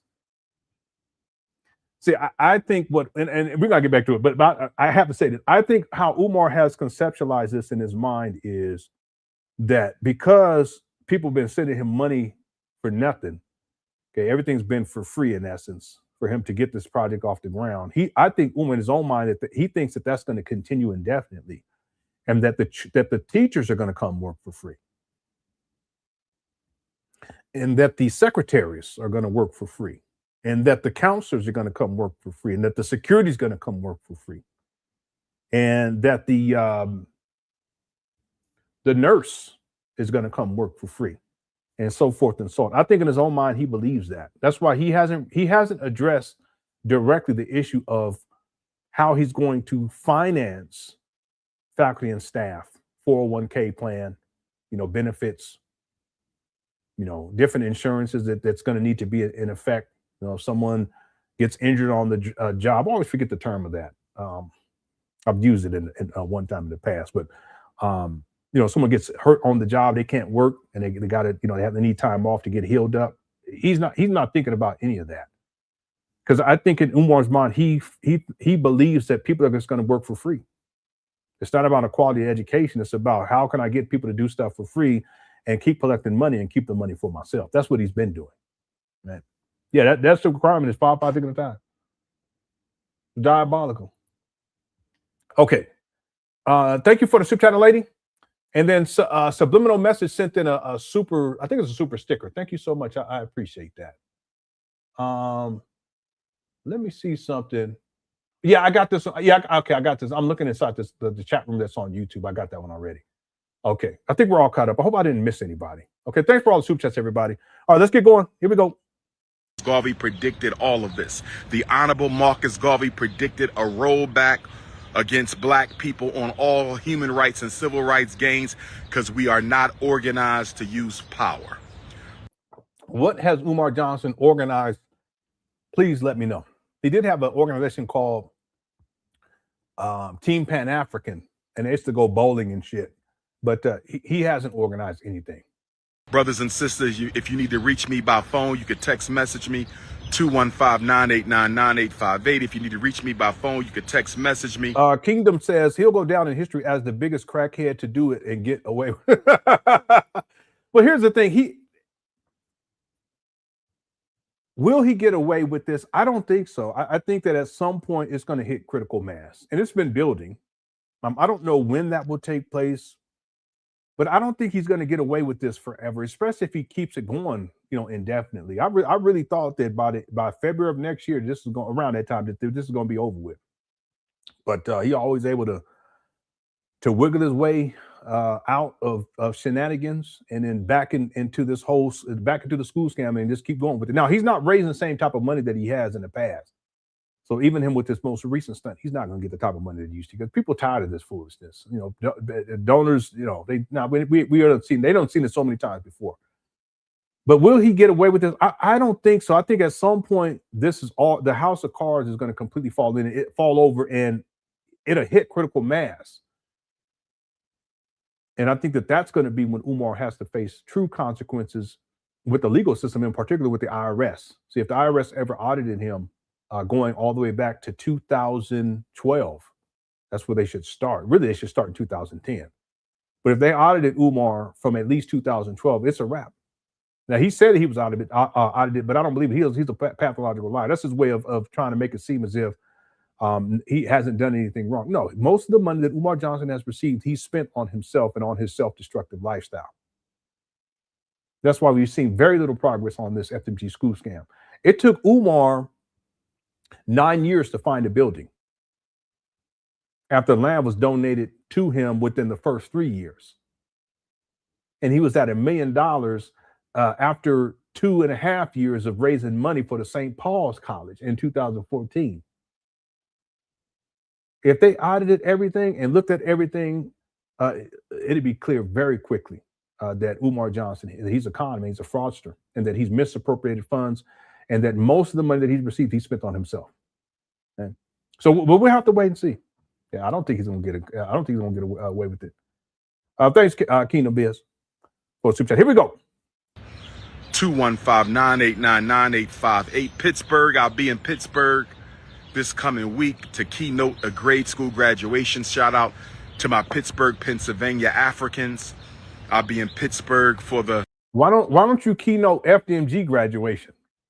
How about that? Graduation keynote. If you need a keynote for your graduation, if you need a keynote. Umar, stop. J Civic says public schools in Wilmington area spent approximately $20,000 to $21,500 per student annually. His followers can't see that this is mathematically not possible to run a school off of donations. You're absolutely right. That's per student. Now, Umar says he wants to charge $500 a month. So let's say the school year is 10 months. So it should be a little less than that. But let's go with 10 months. That's $5,000. You're going to sustain a school with $5,000 a year coming in per student? You're going to need at least 10 students to cover one teacher. Well, I'm just talking about salary.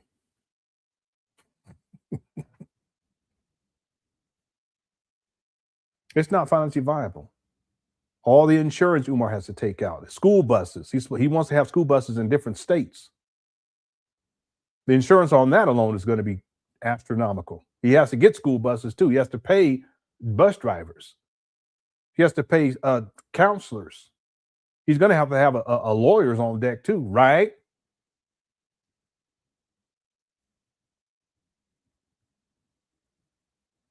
Fees associated with running a school, he's going to have to pay. I have the budget for the J. Moyer. I think it's the new J. Moyer Academy. And I can't off the top of my head remember how much it was, but they got grants and stuff. And at that time, I think it was somewhere, I can't remember if it was $3 million, around $3 million or $4 million operating costs per year. And that's not with all the stuff Umar Johnson is going to, in addition, the stuff he was saying he was going to do. Teach the boys how to fly ships and a dirt bike team and teach them how to take them out into the wilderness and teach them how to be Black Rambos. And anyway, it's not financially viable. He's a one-man show, and you can't run a school off of donations. It's just not possible. He's not even done with renovations.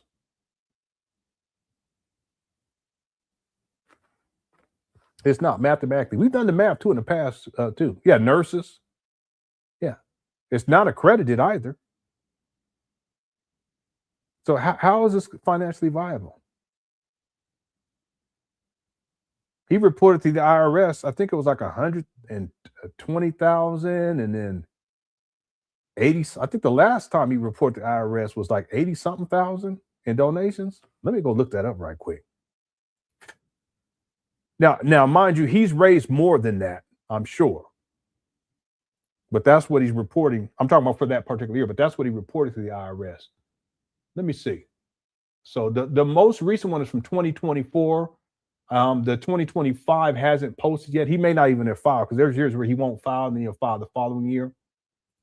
Let me see what he said for 2024. Yeah, it was 84,000. I think that's what I said, or 82. I thought, yeah, $84,506. The year before that, he reported 204,000. But for 2024, 84,000. How are you going to run a school off of donations in the amount of $84,506? That's like a teacher and a half, just to cover their salary. The prior $204,822, that you can't run a school off of $204,822 either. It's ridiculous. Yeah. So math, it's just not financially viable. And Umar, whether he knows it or not, it's irrelevant. The point is that, and he may know that by now, because we've talked about this in the past. It doesn't matter to him because as long as he can keep stringing people along and get money out of it, I mean, it's to his benefit in the end. It's really sad. It's crazy. Thanks, J Civic. Michael says Umar's Craigslist ad, Thickosaurus needed for discipline, whips in the toilets. He turned out Thickosaurus. Yeah, Thickosaurus. Yeah, that sounds about right with Umar. Yeah. Shout out to Craigslist too. I can only laugh, man. Thanks, Michael. Thanks, Michael, for the super chat. Sal says, and in the end, the kids still will have to get a GED, so they will be wasting important years, and their parents would be wasting a lot of money too, because it's not accredited. So when the children graduate, they'll have diplomas that are fake diplomas that they're not going to be recognized by any business or company or by any school because it's not accredited. And I said this years ago, what these kids are going to have to do after they get their fake degree is they're going to have to go and get their GED. And that's cool, I guess. But why would you go through all that, pay $500 a month just to get to that point? And then your child got to go to get their GED so they can have an actual diploma that's recognized. Why even go through all that? See, in addition, J Civic, to it not being financially viable, I don't even know what the term is. It's not even socially viable within the workforce, if that makes sense, or within the realm of higher education, because they're going to graduate with a fake degree or fake diploma. And then they got to go get their GED. And that's fine. I guess if they want to do that, because plenty of people do that, but why would you go to an unaccredited school for years, conceptually for years, and pay $500 a month to come out with a fake degree? It makes no sense to me. I mean, these parents, they could take that $500 a month and put it into an investment vehicle and let it grow so that by the time their child graduates, they'll have a college fund that's set up and just send them to a real school for free. You see what I'm saying? It don't make no sense. All right, thanks, Al. All right, let's get going. We got to make some progress now. We're an hour and a half in. Here we go. For your graduation, make sure you hit up Dr. Umar, grade school keynote, high school keynote, university keynote. You need to cut it out. Knicks up 64-57 at halftime. Juvenile detention program keynote.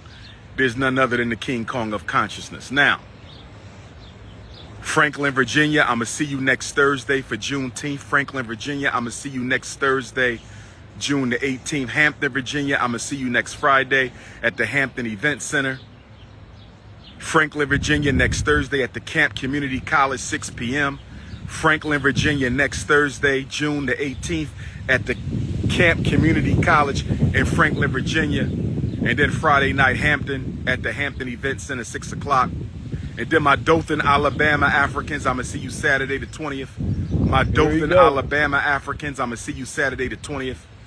My Dothan, Alabama Africans, I'm going to see you Saturday, June 20th for Juneteenth. Detroit Africans, I will see you on July the 11th. Detroit, Michigan. What in the world? The lady said, Google said rocks are $10 to $50. That's his goal. I mean, I will look it up, but I don't want that in my browser history. You know what I mean? You know what I'm saying? I will look it up right now to fact check that. But then if my wife go on here or one of my kids go on here, they be like, "Well, Daddy, look at up. Look at up how much rocks cost." Right? Well, that'd be crazy.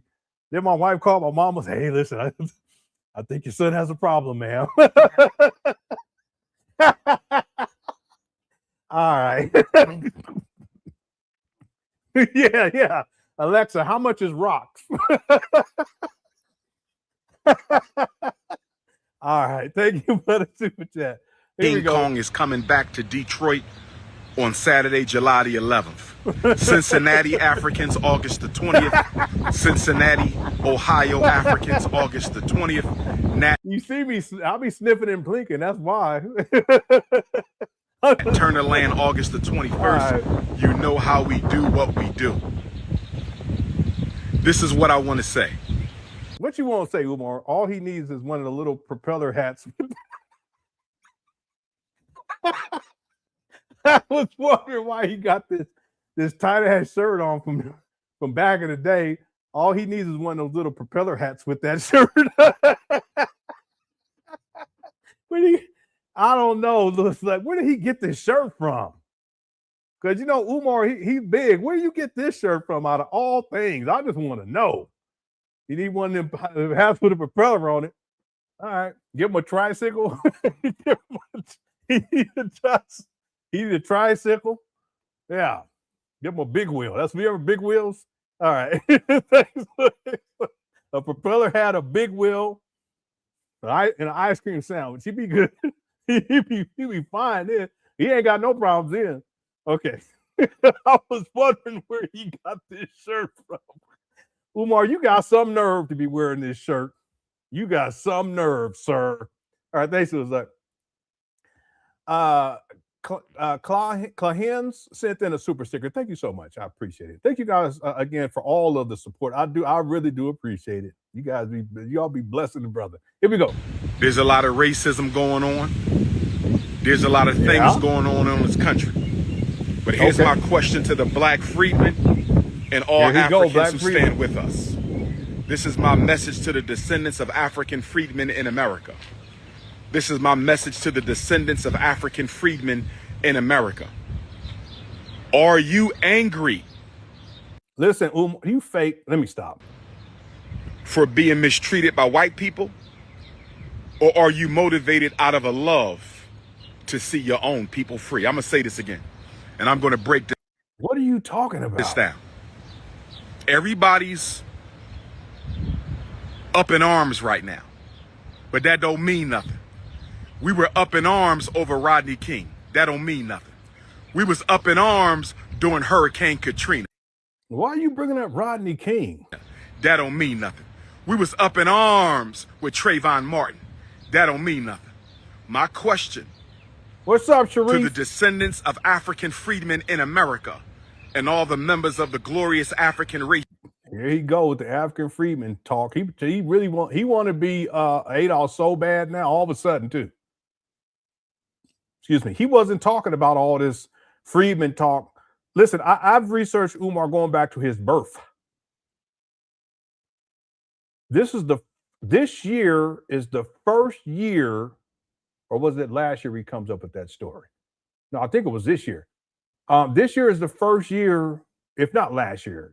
I can't remember when he first comes up with this story. I think it was this year. It's the first year where he's talking this freeman's talk.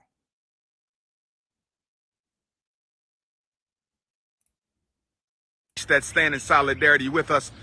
Are you angry for how you're being treated by whites? Or are you motivated out of a love to see your own people free? Those are two different things, brothers and sisters. Yeah, okay. Those are two completely different things. Are you motivated by anger or are you motivated by love? Because I'm going to tell you right now, I'm only interested in organizing and struggling with those. I love you too, Sister Tisha P90. Here he go. Here he go. He gonna start talking cookie flavor. I love you too, my beautiful African queen. But if your motivation is cookies, is out of an anger for how you're being treated by whites, as opposed to I keep that shirt. That's some old shirts. I got a picture from when I was in I was probably in grade school when I had one of them shirts. A love for your own people. I don't want to struggle with you. I don't want to organize with you. There's nothing. Okay, Umar, you haven't organized anything. Can someone please in the chat room, Umar Johnson? I know. That propeller hat comment was crazy. Is there anyone in the chat room that can come up with 5 things that Umar Johnson has organized? I'm not talking about no block party either. Okay. Give me 5 things. List them 1, 2, 3, 4, 5 that Umar Johnson has organized. All right, I'll wait. Nothing to explain further. Either you are motivated out of anger because you're tired of being mistreated by white. And the block party don't count. The anti-protest don't count. And the paint days don't count either because he had them people do that for free. Maybe we should. Should we give him credit for the paint days? Maybe we should. Let's give him credit for the paint day. We'll give him credit for the paint day. Yeah. No, he ain't organized a closet. We know that because he flipped that phone. So that definitely don't. The toilet cleaning day? No, he didn't organize that. That was diabolical. He just made things worse. But let's give him credit for the paint days. Yeah. I know, Antonio. They paid to work for free. So we shouldn't give him credit for the paint days. So that's not right. So we can't give him credit. Shout out to Antonio. Antonio's an OG. Antonio knows a lot of stuff dealing with Umar. His timelines are real precise too. He's been around a long time. Good to see you up in here. So yeah, let's not give him credit for the paint day because he had people work for free. So we can't do that. Shout out to brother Antonio. He's organized hotel stay. Well, that's true. He organized the lawn. I don't think he organized that though, CJ. I think he had them. They did that on their own volition because they was out there slaving. Y'all remember that? His socks drawer. His socks drawer. Okay. See, we can't come up with anything. And again, I was gonna give him credit for the paint days, but Antonio has a good point. Those people paid for free, so that don't count. Cemetery meetings, nah, we can't get plug meet up. Yeah, well, real talk. And to be fair, Michael said nothing. To be fair, he did have, and it was more of a social organization. It was called the Team Pan African back in 2013, and they would do things like he would give a talk someplace. And he would tell people that they're part of the Team Pan African. They would have shirts and stuff, and then they would go bowling or something like that. Pictures of Umar bowling and stuff. But in terms of as a grassroots organization that really has had an impact in any community, Umar hasn't organized anything. He always quoting Marcus Garvey said that the greatest weapon formed against Black people is disorganization. Well, Umar's the most disorganized person that I've seen, and that's in his personal life, because he's a hoarder, but also as a so-called leader. What does he organize? I'll wait. We can't come up with anything legitimate. We can't. The Block Party, that's not legitimate. Furthermore, he had Black women organize that. So that doesn't count. The paint days, the cleanup day, that doesn't count. He hasn't put together a conference. He hasn't put together a sports league for the kids up there in Wilmington, Delaware in over 7 years. What does Umar organize? The Super Soaker, the Weather Boom, the Frozen Winter Shed coat with the Tunde puppet. He organized, I remember that. He organized getting gin at the store. He technically organized a tour to see Sister Maria. Yeah, poor Sister Maria. Eastby says, organize the march on Wilmington, and I have a scheme speech. I have a scheme that one day boys and girls will send me donation money, family. I have a dream. When we get to the mountaintop, there will be a big rock. We're not going to sit on that rock. We won't sit on that. I said we won't sit on that rock. We're going to do what we do on that rock. Not on it, but to it. We're going to get on for people from the West Coast, family, and people from the South, and people from the East Coast, and people from the North. I have a dream that rock is going to be big. If that rock's not going to be black, and that rock's not going to be brown, I said one day that rock's not going to be red, black, that big old rock is going to be white. It's going to be the whitest rock you done see. I have a dream. All right. He ain't organized nothing. He organized Operation Mancho. Okay, that's a new one. All right, that makes a whole new spin on Black Rambos. What are we talking about here, sir? I don't know. I think because CJ says Umar tries to mess up people's economic, political, educational, and romantic lives. He's a terrible person and even a worse citizen. Yeah, he does. His rhetoric is dangerous. And each one of these is true. Economically, he's taking millions of dollars out of the Black community for nothing. There's still not one child been educated. Now, politically, his political views are antiquated and backwards. He's a hypocrite too, because he's already admitted that he doesn't vote, but he wants to tell Black people what they should be doing when it comes to voting.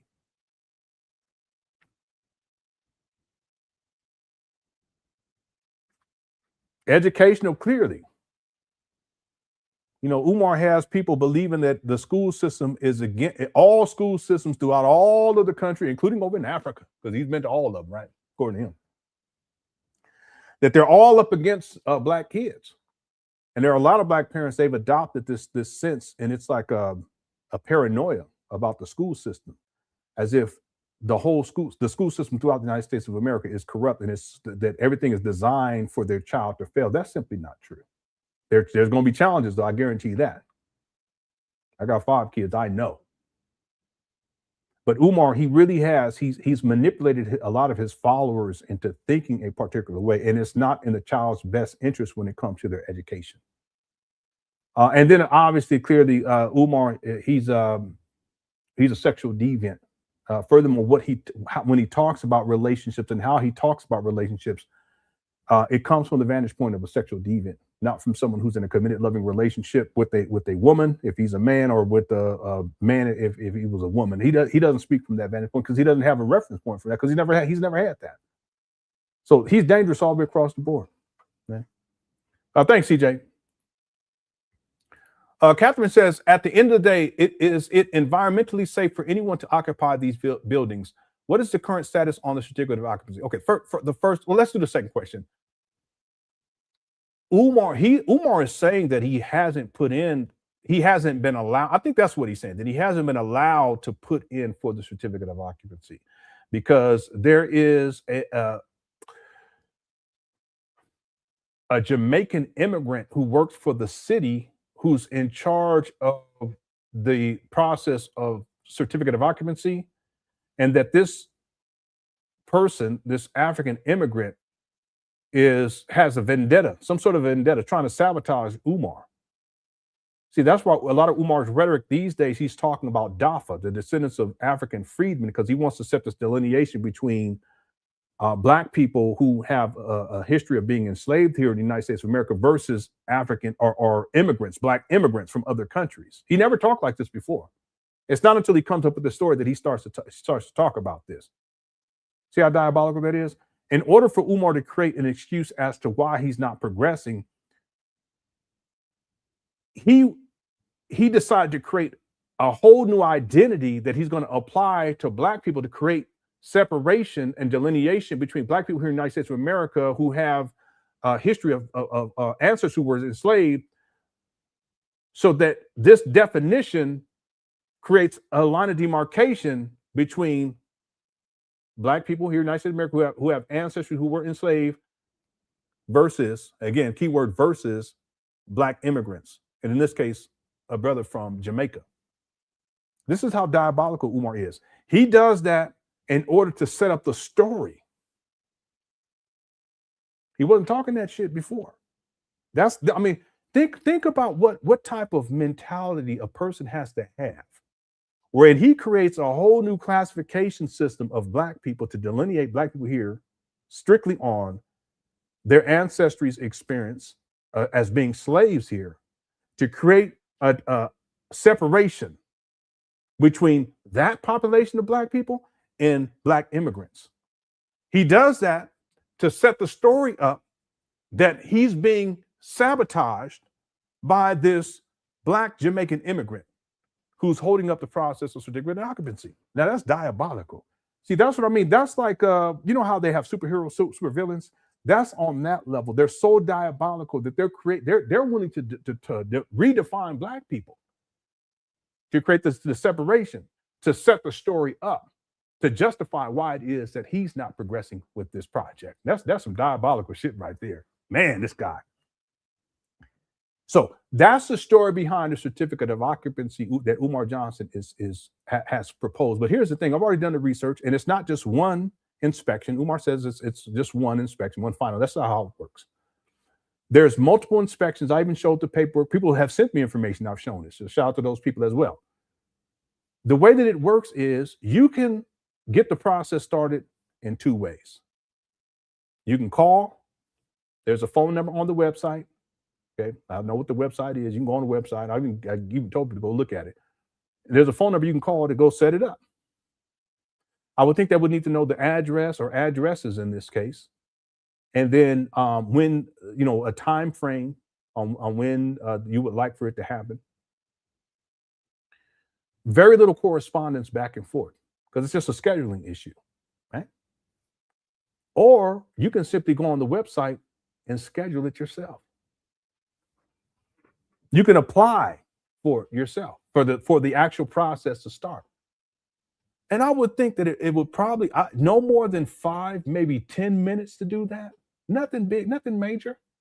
Because let's keep this in mind. Everything is designed, especially in the information age, everything is designed for efficiency, including for instance, if you want to set up a doctor's appointment, you can do that online.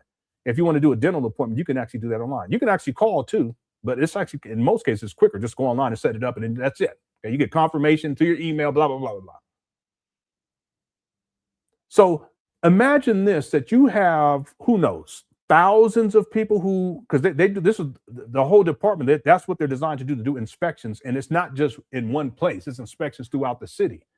Right? They have it to where it's blocked off to where certain areas in Wilmington, there's a specific individual who's in charge of that area, right? But then there's different inspections that need to take place, and there's a checklist for each one of those inspections, right? We went over all that information.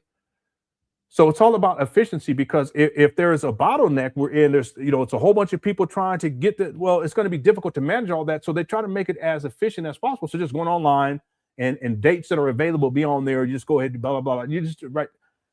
So what happens is if I want to do that, if I had these buildings and I want to do that, I would go on there. I wouldn't even have to talk to anybody. I would think 5 minutes, 10 minutes max, information put in there, and that's it. And then there's going to be a confirmation at some point. And then at some point, they'll start the process. That's it. But what happens is that if you apply and you fail, it becomes public record.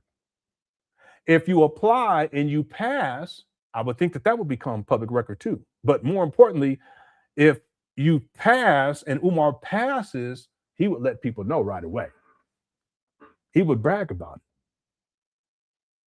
So this is how diabolical Umar is. He knows that they're not going to pass. I can tell you that. We can go look again at the video that he uploaded and live that he did last week, where he's showing the inside of these trap bandos. And there's things you can pick out right away that it's not going to pass. So he knows that. And he knew this long time ago. That's why he creates DAPA, descendants of African freedmen in America, to create delineation between Black people who have ancestors who were enslaved here versus immigrants. He wasn't talking like that before. He was a Pan Africanist. That's how diabolical this guy is. So he can justify the story that he tells about how he's being persecuted by this Black immigrant from Jamaica. And out of all places, Jamaica. Umar, you ain't got no shame. Marcus Garvey was from Jamaica, right? You ain't got no shame, homeboy. That's crazy. So that's where it's at right now. But he didn't put in a certificate of occupancy, because if he had, when he said he was going to do it, because he actually said he was going to do that back on the Breakfast Club years ago. By now, we would have known, because it's public record, one way or the other. Okay, I apologize for going off on that. We got 1,200 people in the building. We reached the goal of 500 likes. Let's go for 600. Why not? Make sure you get your vote in on the poll. And then the other part is it environmentally safe for anyone to occupy these buildings? It's not environmentally safe for people to be in there in the first place, let alone occupy. You see what I'm saying? So occupy meaning that you're there for a significant period of time. In some cases, occupation would be you're living there or you're running a business through there. What I'm saying is that it's not even safe, physically safe, for people to be inside of those abandoned buildings unless they had on hazmat suits. And I'm not saying that to be in jest. I'm not trying to be facetious at all.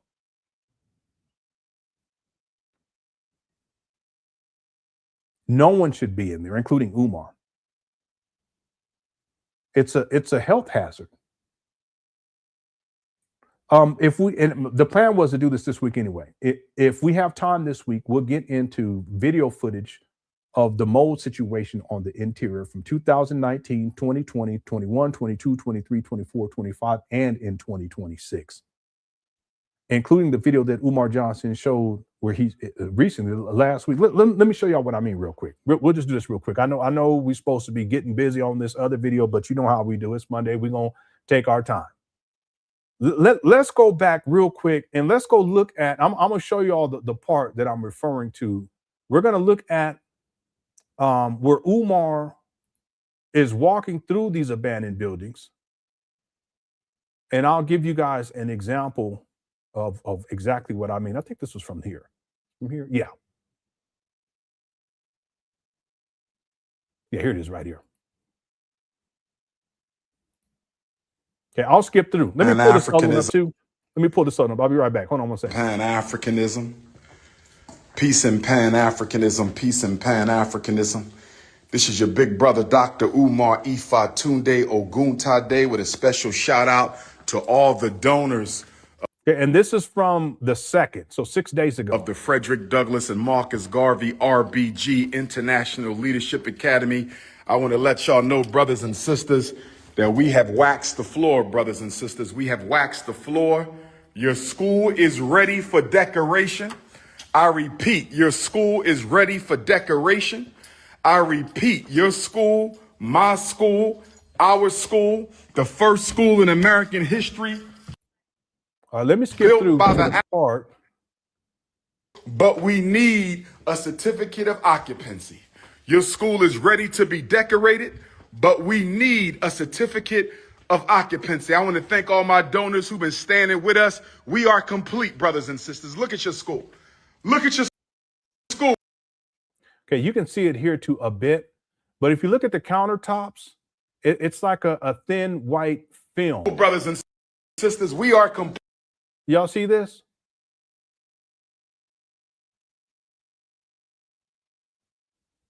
See, what happens is that with any water that accumulates, the mold starts to go, the spores start to grow in that right away. Okay, I'm gonna give you some more examples, but it makes sense, especially in here. Now, what Umar has done is he's cleaned out as much as he could. But see, what would happen is that if Umar came back up over here and showed these in a month, this thin white film is going to be a lot more than what it is here that we see here. And I remember, listen, back in 2019, when he first showed these trap bandos, I was curious about what that was. I didn't know what it was back then.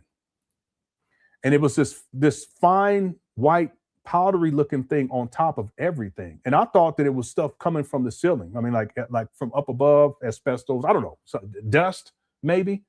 I even thought maybe drywall, residue from drywall. But the thing is that you would see where Umar would have, in particular, when he cleaned the gym floor the first time, then he came back in there and that thing, that film of white stuff was there again. And at that time, it wasn't just a little bit, it was a whole bunch of it. Now, what happens is, because there's no ventilation and there's mold spores in the air already, but there's also mold in different places too. We've already outlined that when the water is settles there, the mold takes hold there and it starts to grow. And then that white thin layer gets, more and more pronounced. And so we can go back to 2019, see it in 2020. So I'm gonna compile video footage of all of this because we're going to cover this sometime this week. 2020, 21, 22, 23, 24, 25, and still here in 2026. And the difference is that at this point, Umar, he's cleaned up as much as possible so that he can make this presentable. But even within the time where he cleans this up and then the time where he does this live, you can already see that film is starting to come back. And what that is mold.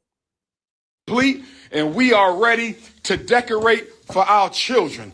We are ready to decorate for our community. He said he was ready to decorate earlier this year. Douglass and Marcus Garvey Academy. Yeah, I want to give you another example though, because that's a much more. It's a much more. I want to give you a much more pronounced example. Is ready to operate. PayPal. You cannot participate. I said you must get the shine on that floor, brothers and sisters. And this whole. Yeah, let me skip through because there was this one part. Yeah, it's in here too. Yeah, you can definitely see it in here. I said the community programming will be off the hook. I said the community programming will be off the hook. Okay, you see here? Okay, it's the same thing. It's just there's more here. Brothers and yeah, I used to think that this was coming from the ceiling, but that's not what it is. Sisters, oh yes. Oh yes. The community programming will be off the hook. Hit your PayPal. PayPal.me/FDMG Academy. This the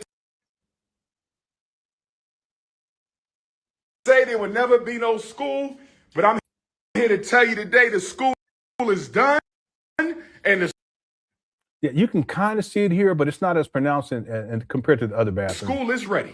I said the school is done, and the school is ready, brothers and sisters. The school is done. Yeah, here's another example Hit right the here. PayPal, paypal.me/F. So if you look at that desk, this is, Hit the let me see. PayPal, paypal.me. And again, this is after he's cleaned up, but you see that it's a lot thicker. This film right here is a lot thicker on this desk. Okay. And then people could say, well, why would the mold be in there if there's no water? It's not an issue of water. Now, in the bathroom, it makes sense, but it's not an issue of water per se. It's an issue of humidity. The HVAC system doesn't work. The air is not circulating. So you basically have a buildup of mold spores. So there's mold and there's also mold spores. So what happens is because the humidity, and it doesn't take much, because the humidity gets higher and higher in the atmosphere, if you will, inside of this space, there's enough water particulates that land on surfaces for mold to take hold. It doesn't take much. See, and what I could do is I can go back, and we'll do this this week at some point, but I can go back and show you guys examples from 2019, 20, 21, 22, 23, 24, 25, and here we are, we still sit in 2026. Okay? We could probably see other videos where Umar was in there in 2026 for the same thing. He just hasn't been up there that much this year, but 2025 for sure. Okay. Okay. Thank you, Catherine, for the super chat. YouTube Device says he sent the long, sharp. Here you go. You be tripping. Larry. I'm sorry, Larry. Larry says he organizes unqualified care for Miss Barber. This is true too. This is a statement of fact. This statement of fact. There was a young lady that came out this year that Umar had taken care of his mama, and she wasn't qualified either. Yeah, Umar was, according to her, allegedly, he was running through her too. Did y'all know about that? Young lady in her 20s, early 20s. Yeah, early 20s, right? You ain't got no shame. In addition to running through these young women, he has this young lady come take care of his mama. She's not qualified for that. Diabolical. And that's been going on for a long time too. A long time. Thanks, Larry. Truth Using Log says Umar started his Freedman talk after the trailer for Hidden Colors 6 dropped. Did he really? Wow. When did that trailer drop? Let me see. And that trailer looked good too. I ain't gonna lie. Hidden Colors 6 trailer. I wouldn't be surprised, because you know Umar, I wouldn't be surprised by that at all.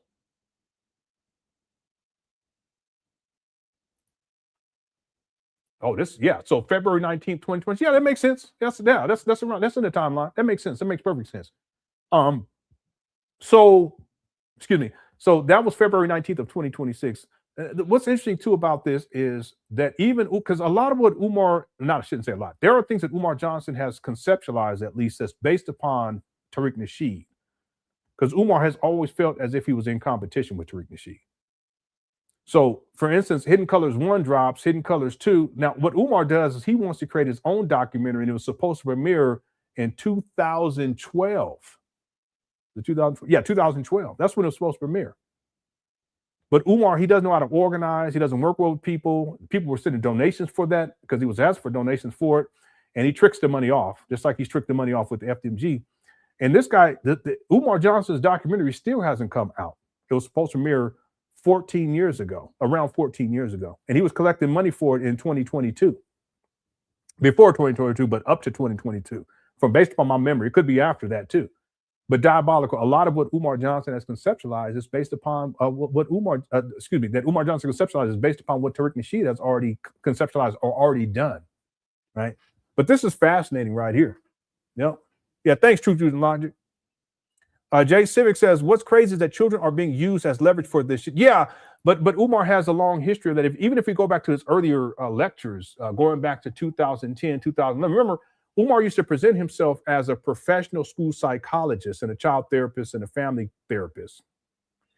And not only did he say that, but he would also dress the part too. He would dress in suits and ties, three-piece suits and nice ties, hair manicured. Not like he looked like a straight a Pookie now, but I'm talking about back in the day. That's how he promoted himself. And it's not just that black people would come out to listen to him. Professional people, black people come listen. It would be white people too would come out to listen to Umar back in the day. Okay, not these days because he's turned into a Pookie. But back then, that's what he did. And he did. He leveraged children. He would talk about the school to prison pipeline. He would talk about misdiagnoses, serious concerns, right, for black people and other groups of people too. And Ritalin and Adderall. He would talk about the psychotropic drugs and all this stuff. I mean, these are serious concerns, right? Legitimate concerns. So he really used that as leverage. But really the focus was, at least what he presented as, was a focus being on children and saving black children. But he was never sincere, because ultimately what that really was it was his way of luring black people to get money out of black people, but then also to manipulate these black women so they give up the draws. He's been at this for a long time.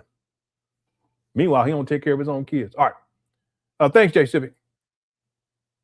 And then Afro Punk Chick says, hey, Lenon, is it okay if I give your channel info in different chat spaces and share videos? I want more people to see your work on them. Yeah, you're welcome to do so. I would appreciate it. Matter of fact, if you guys know of anyone who would benefit from, the information that we get into, yeah, let them know, including Umar Johnson followers. I'm not here to berate them or anything like that. I actually feel bad for not all of them, because some of them batshit crazy, but the ones who got some sense, I feel bad for them because they've been deceived. And Umar, he's the great deceiver of our time in the black conscious space. He's a master manipulator, and he's been at this for a long time. It ain't just been over the last couple of years. He's been at this for decades. Even before Hidden Colors, and he starts to really blow up.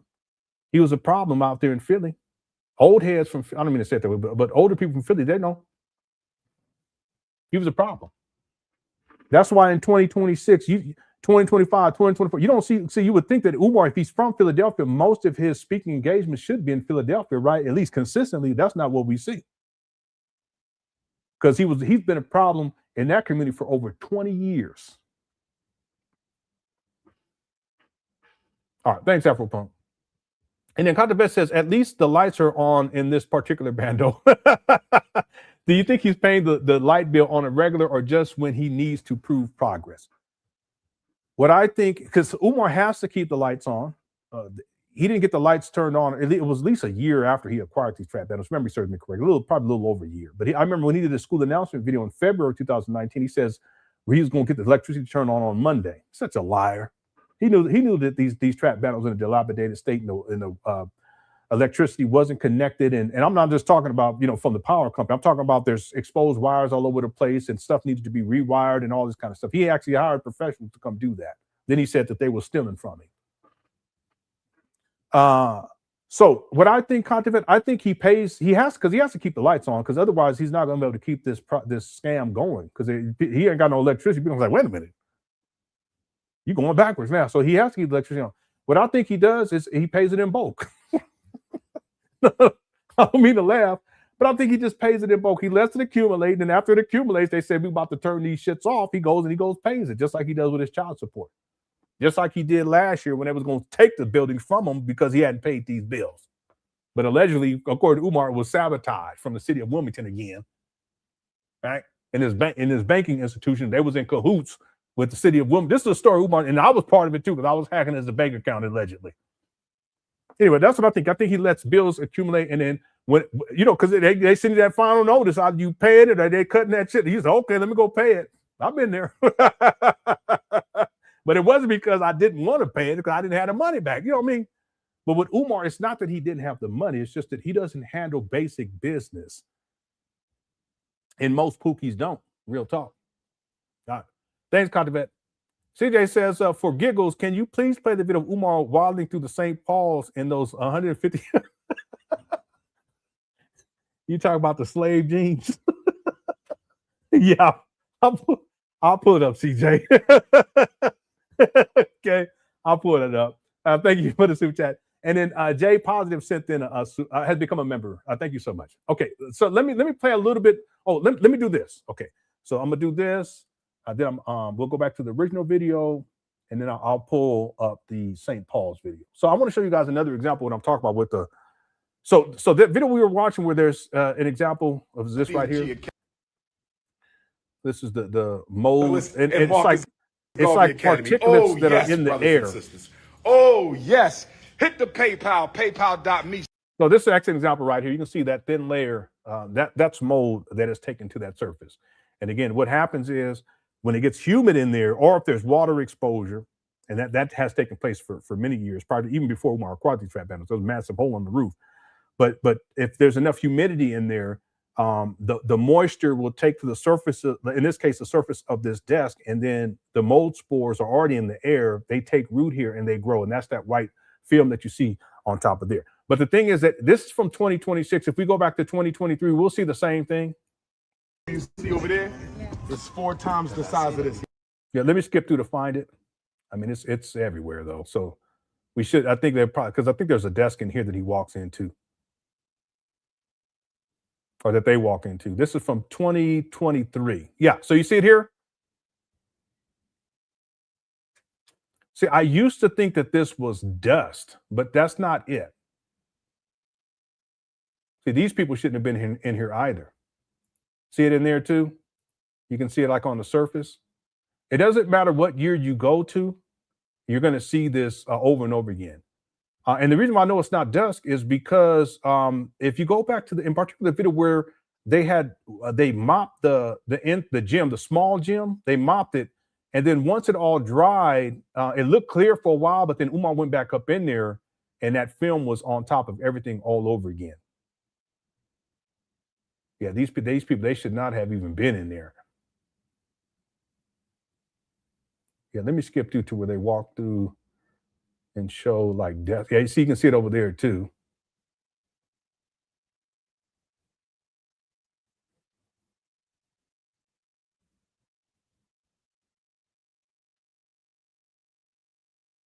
Yeah, it's sad he had these people up in there.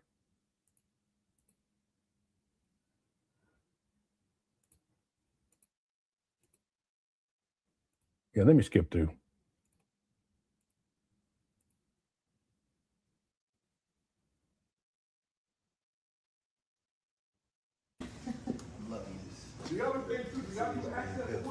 Yeah, you can see it on top of that chair. That desk looks pretty clear. The same thing right there on that chair.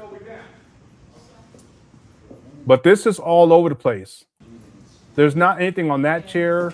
So he may have cleaned that chair off or maybe brought it in from some other place. But I'm specifically talking about things that are sitting in here for extended periods of time. My office and conference room. Even right here, this is really bad right here. You see this? Exit on the side. So let's say I gotta have a meeting. This is what I'm. See this shelving? Because we have an exit on the side. Again, the HVAC unit doesn't work. There's mold spores inside of the air ducts as well. So all of that needs to be cleaned. They need to have a mold remediation plan developed, and then they're going to have professionals come through with hazmat suits on to clear all this up.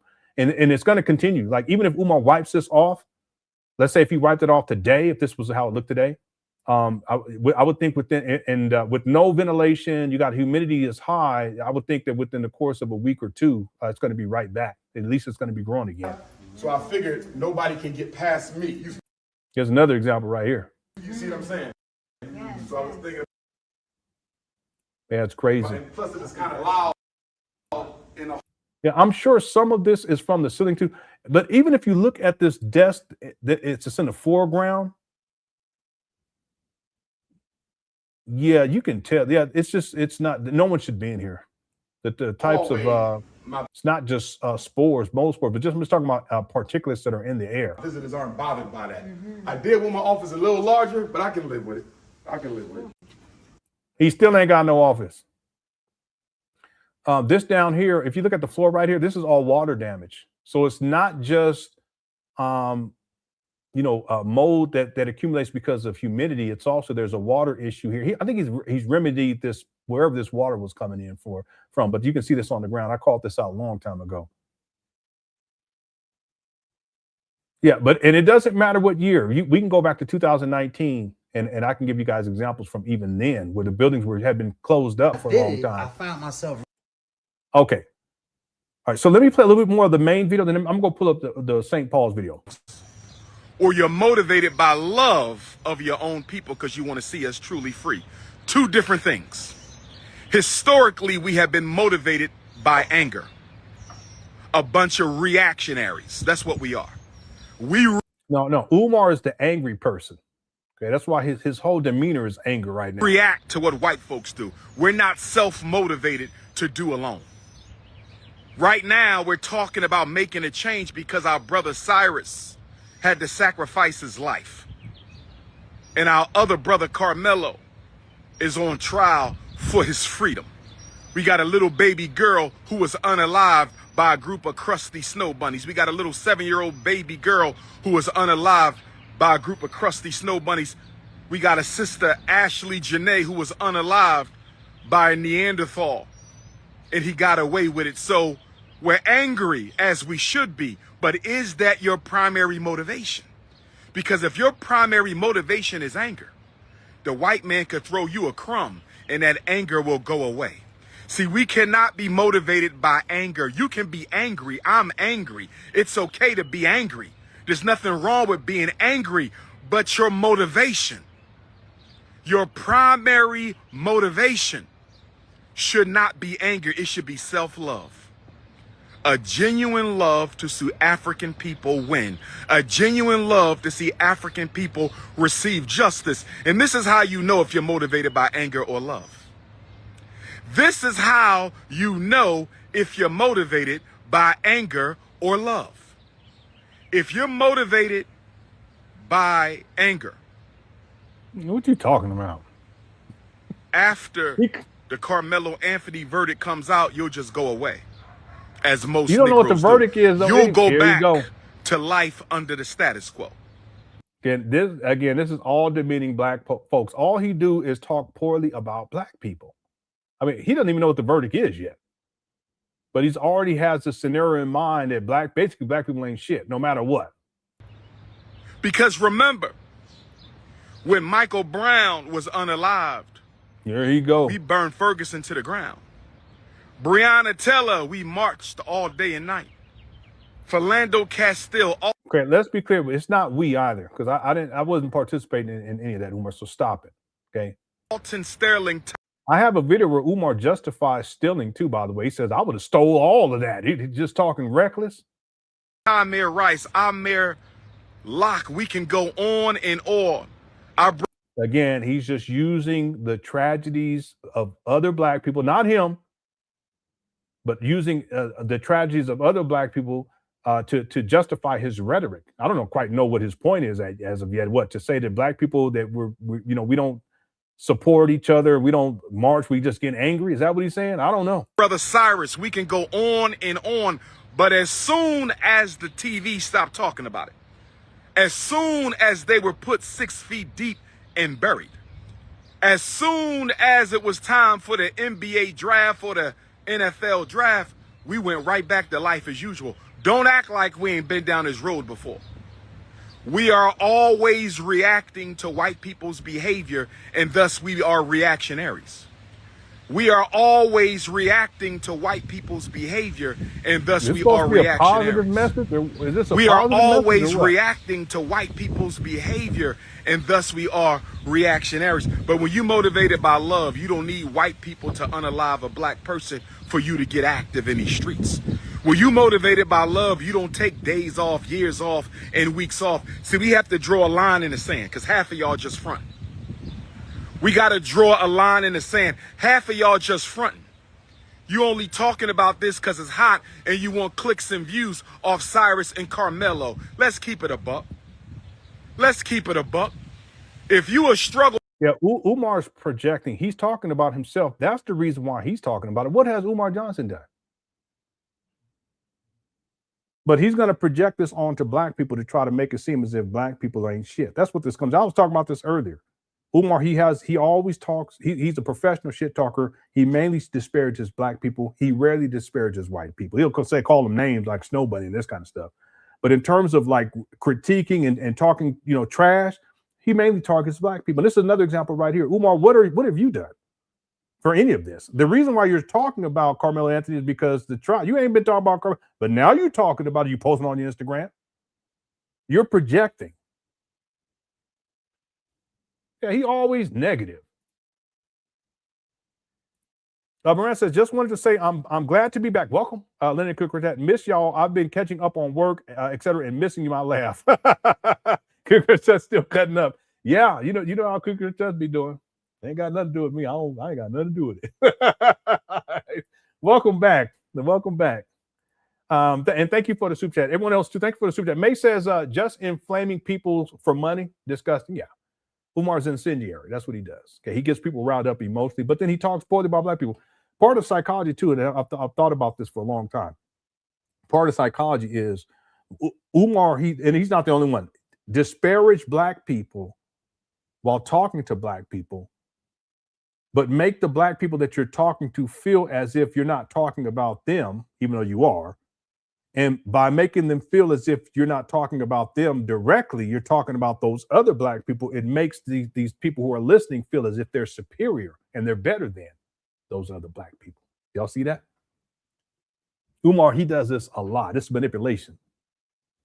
Okay, but the truth be told, Umar is actually talking about himself. The only reason why he's talking about any of this is because it's in the news right now, right? Thanks, mate. Miranda also says, Lenon, Umar been down there still enduring some of these chaotic tragedies. Oh, no. I have a video, and it's not just one, there's a couple of them, but there's a video where Umar, I think this was I think this was Ferguson, if memory serves me correctly. Okay, don't quote me on that.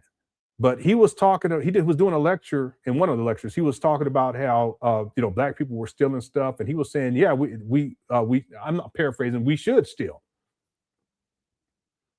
It's something to the effect of it's our community, it's our stuff or something like that. And he said, I would have done it too. Anybody ever seen that video? I haven't. I would have to find it.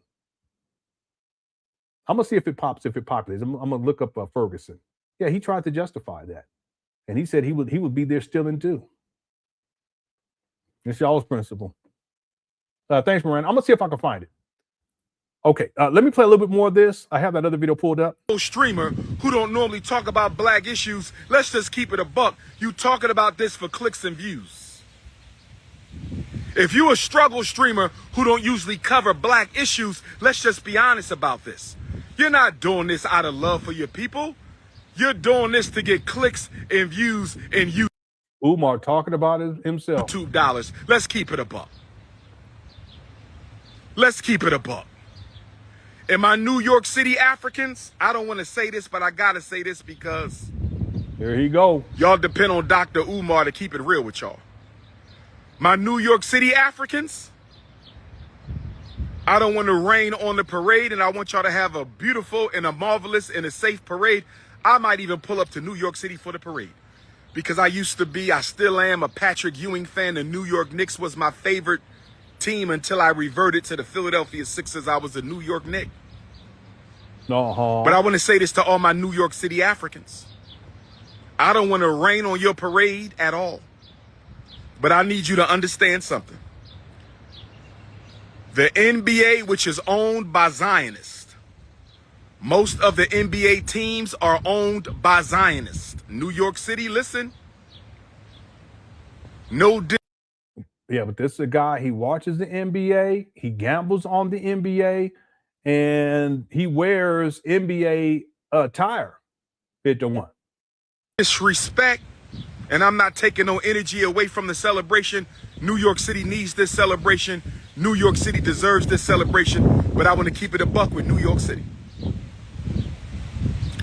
The reason the NBA has engineered here you go. Conspiracy a New theory. York City playoff win for the Knicks. This takes nothing away from the players. They did a great job. They earned it.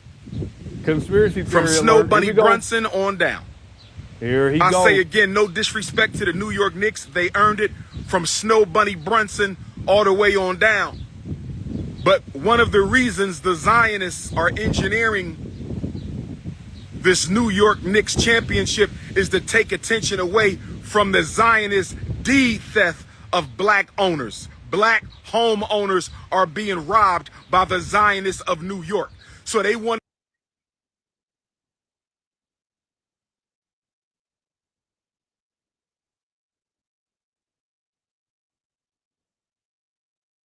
Yeah, he keylogger, he dissing Brunson.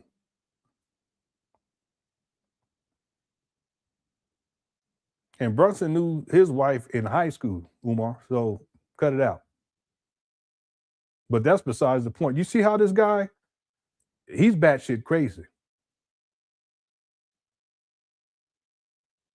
Connecting dots. I mean, when I was in conspiracy theory, I used to do the same shit, okay? But this guy, he's still doing this. It doesn't make any, but let's keep going. To suffocate and drown out all the property deeds that are being robbed out of New York. All the So were these property deeds being robbed out of New York last year?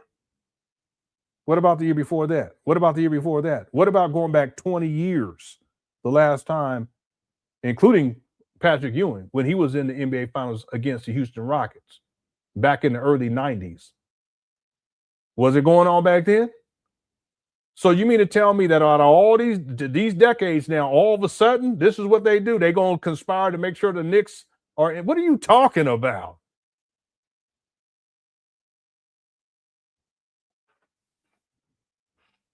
black homes that are being stolen from black people in New York City, they're going to use the New York Knicks championship to divest and divert attention away from the fact that homeowners, black homeowners and black property.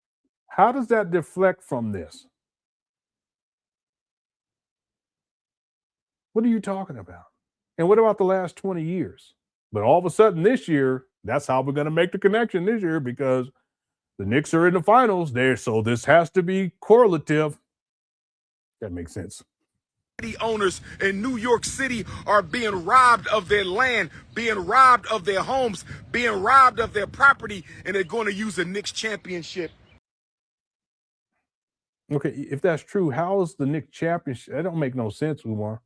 It doesn't change that reality. To divert attention away from the greatest homeowner. Okay, what about last year though? Did it divert it? But they weren't in the finals last year. What about the year before that? But they weren't in the finals that year. What about going all the way back to Patrick Ewing? Crisis in Black America in the last 60 years. My job is to tell the truth. No, you're just coming up with conspiracy. Listen, these conspiracy theories that Umar Johnson comes up with, they're not valid. He's just coming up with whatever. He just comes up with shit. That's what he does. May says, let's keep it a buck. Next time, make it $2. I thought you was going to say something. Let's keep it a buck. Let's keep it a buck. Next time, make it $2. Shout out to Sister Monty. Thanks, May. Christopher says, Umar mentioned about taking part of the looting in Ferguson, Missouri. If he was there back then when he did a lecture in Amsterdam, yeah, I have it right now. This isn't the one from 2015. No, this one was from 2016. But let me show y'all. Johnson.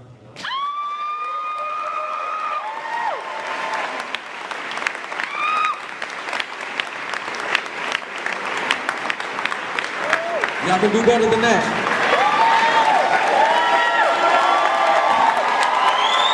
Yeah, see, this is Umar in his heyday, 2016. Okay, these days, you know, he can't pull an audience like this because he's been scamming and skeezing for so long.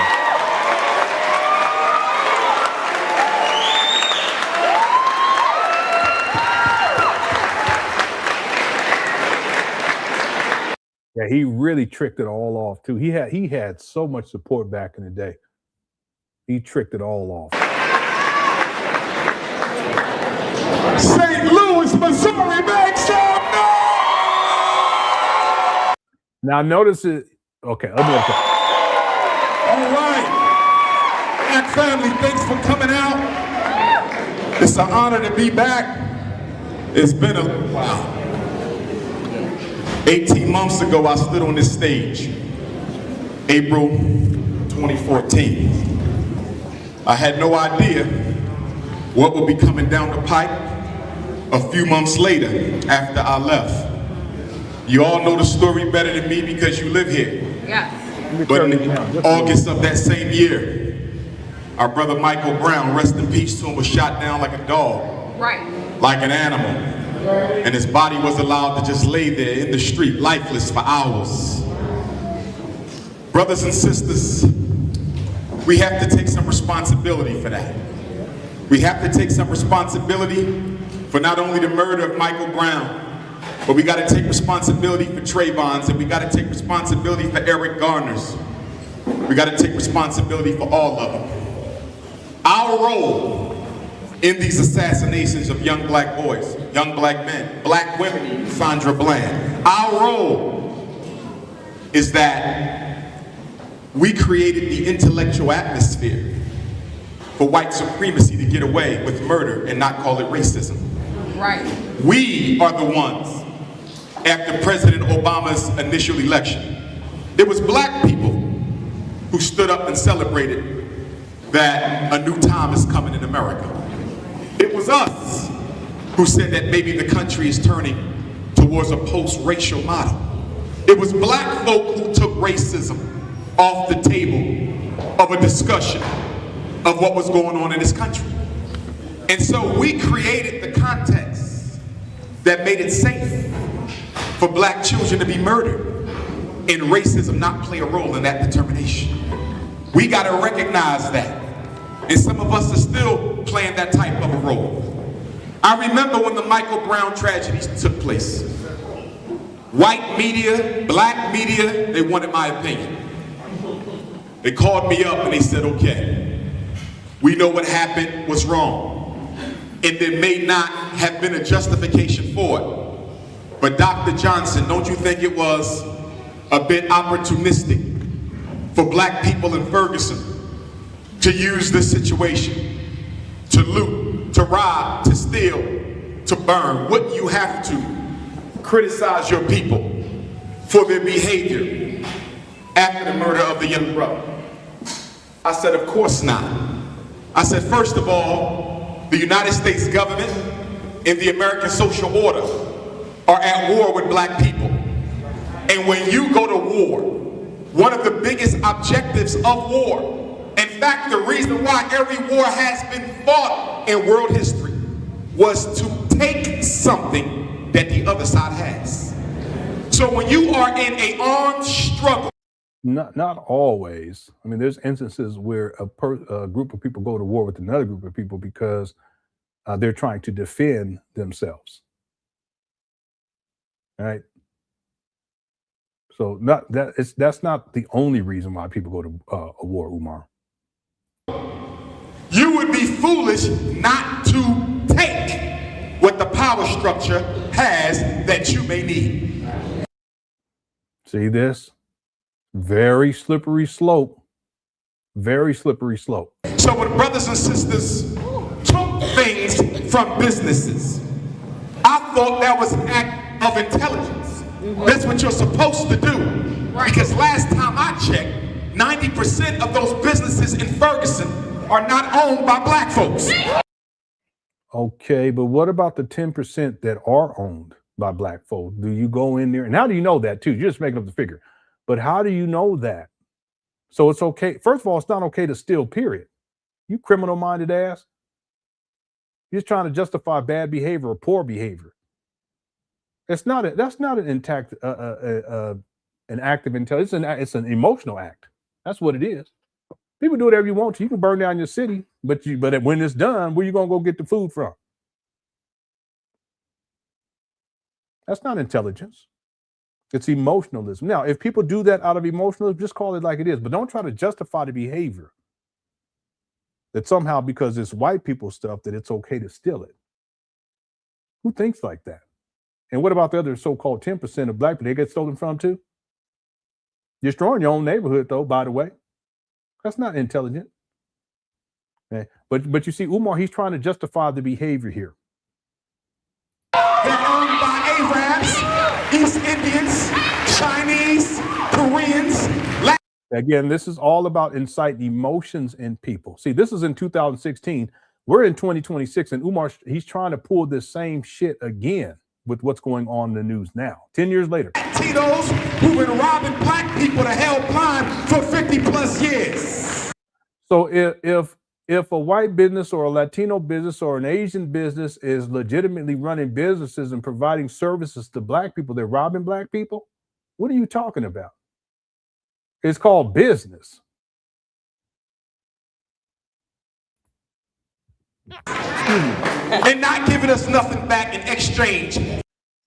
What are you talking about? That's not. Listen, if a black person goes into, let's say, a Chinese restaurant and says, "Listen, I want some shrimp fried rice." Okay, for $2, and they put $2 down, and they get some shrimp fried rice. What does that mean? It's a transaction. That's what happens. They're not robbing black people. They're providing a service.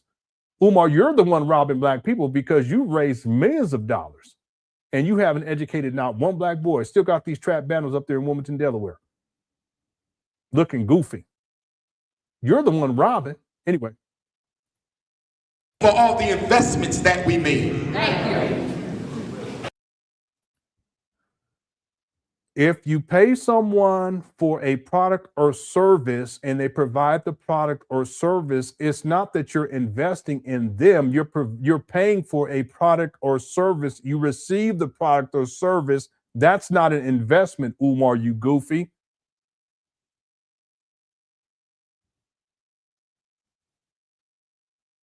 An investment is where you give money to something, to someone, with the hope or the expectation that it will be returned to you plus more.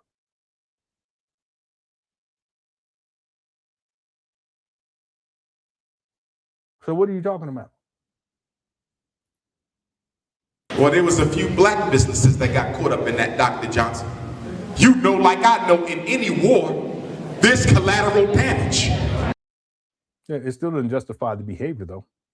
See that? He will justify anything. Criminal-minded. But you don't use one black business being harmed as justification for the others not to be harmed. That's sick.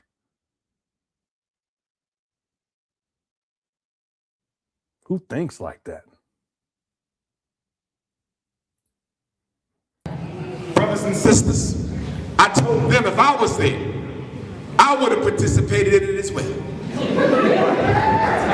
Chicken wings, mouthwash, sneakers, hats. With my 6 degrees, I would have been stealing some shit too. Supposed to do. See this? That's what you're supposed to do whenever it's. Every war in America is fought to take. Every world war was fought to take. All right. He goes on and on with this. Just money. There's other videos too, where he's talking crazy. I think this is one. And all the news is focusing on the businesses that were destroyed. What about the mother who lost her son? What about the father who lost her son? What about the brothers and sisters and cousins of Michael Brown who lost somebody they love? And you want to talk about some damn Pizza Hut? You want to talk about some damn. This is 2014. I don't give a shit about no European business. They looting, they stealing. You damn right, and they should steal more of that shit. This ignorant. That's all this is straight ignorance. People clapping too. How much money some businesses made off black folks in Ferguson and never put it down back in the hood? Take all that shit. The chicken wings, the sneakers.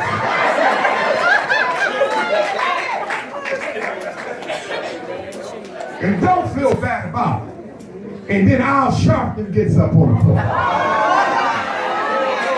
There he go. He always got to talk about black people. All right.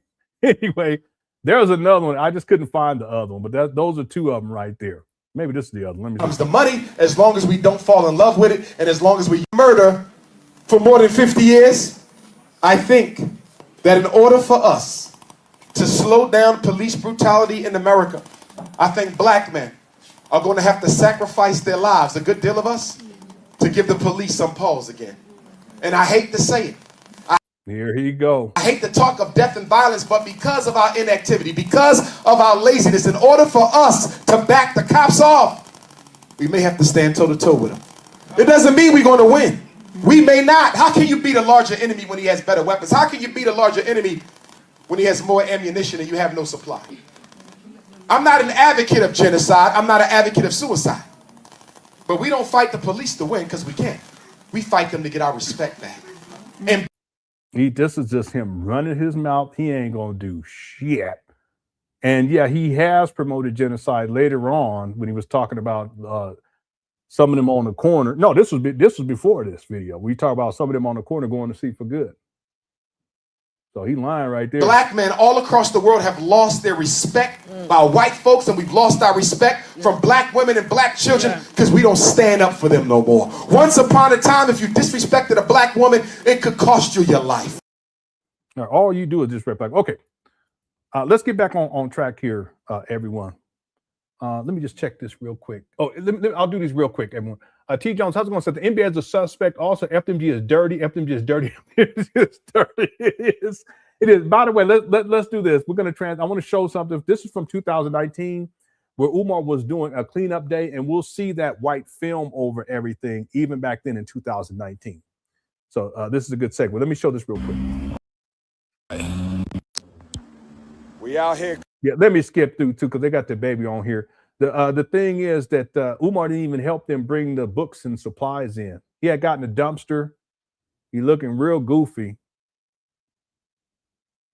And I thought he went inside. Maybe he doesn't go inside. He was messing with this dog too. Yeah, he doesn't go inside in this one. But I'll see if I can find the other one. Okay. Thanks, T. Jones. Yeah, Umar, he was saying that the NBA it was a suspect during the Kobe Bryant rant, and then now he's bringing up the NBA with another conspiracy. That conspiracy that he came up with back in the day about Kobe, ridiculous and over the top, unsubstantiated. The one that he comes up with, the reason why the Knicks are in the finals, unsubstantiated. It's just Umar with his conspiracy theories. He just makes up anything. By the way, the Spurs are up 106 to 100 with 5 minutes and 40 seconds to go in the fourth quarter. Okay, I'll keep updating you. Thank you, T. Jones, honey, for the super chat. I appreciate it. Rated R says, Rated R for Robin says, so I guess his Patreon didn't work for him. No, I would think that it's not anything substantive or substantial in terms of the support that he's getting there. Umar, he's tried many different ways. He did do Instagram subscription there. I don't know if he's still doing it, but I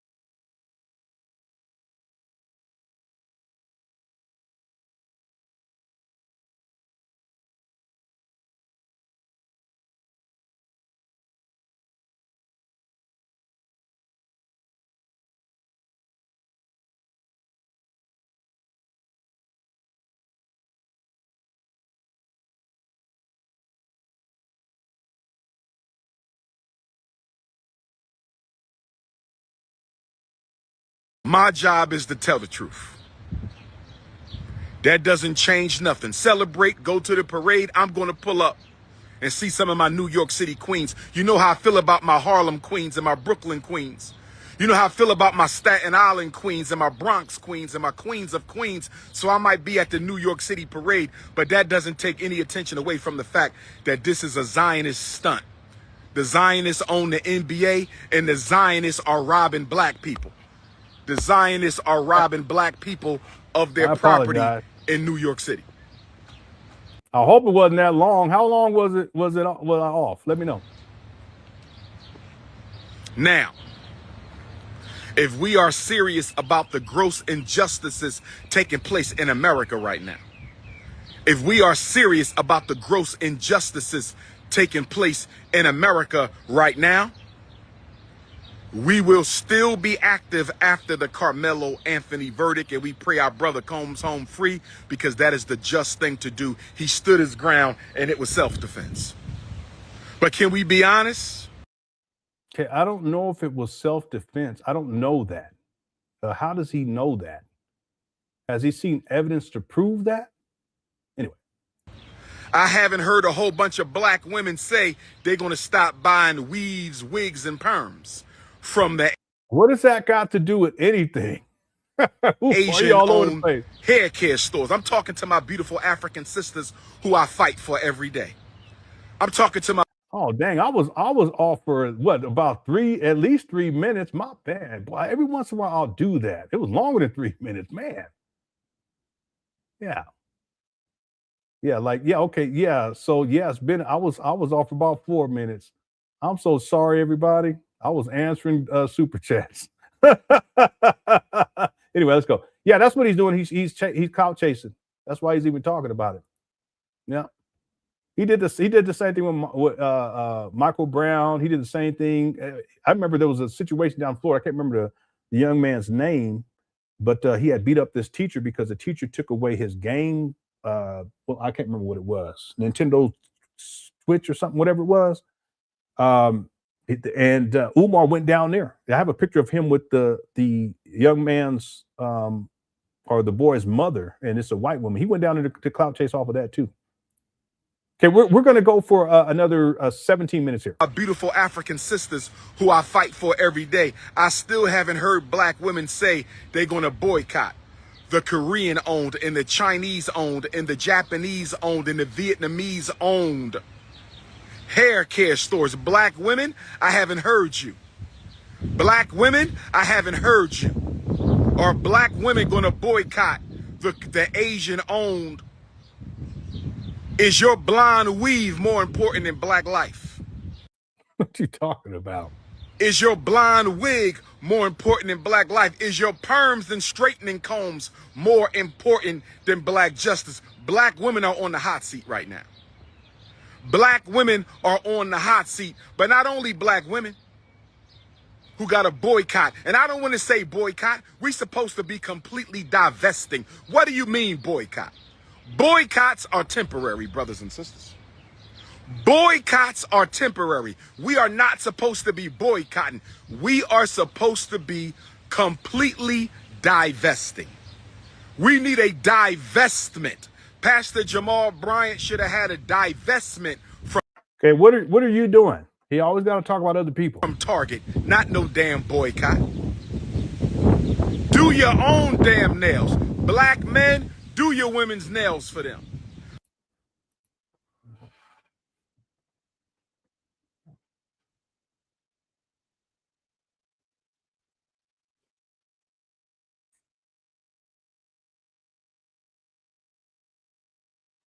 Here we go.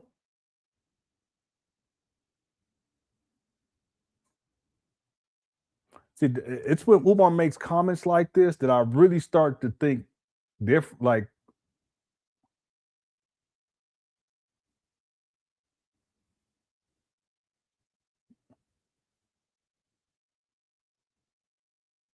this guy actually said that. We're almost done too.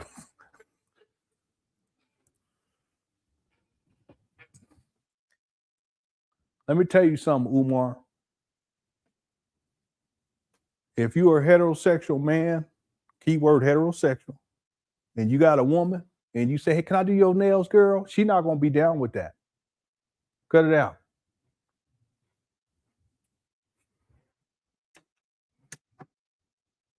I don't know what you talking about or what type of you doing. Okay, we ain't going to get all that. I don't know. You want some of that Diddy type, I don't know.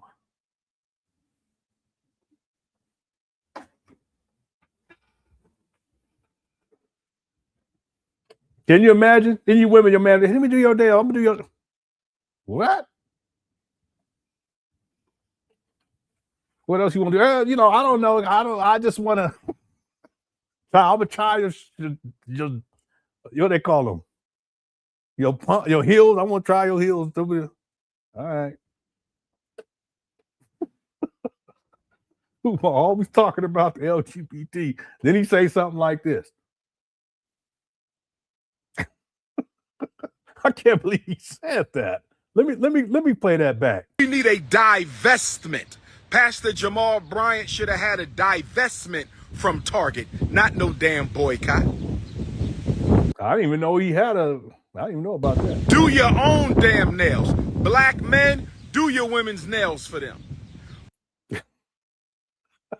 Umar crazy. Umar done lost his mind, y'all. He done lost his mind. San Antonio up by 6 with 3 minutes and 30 seconds to go. Umar done lost his mind. Talk about men, do your women's nails. Black women, if you need your nails done, Dr. Umar will come and do your nails. Just to make sure you're...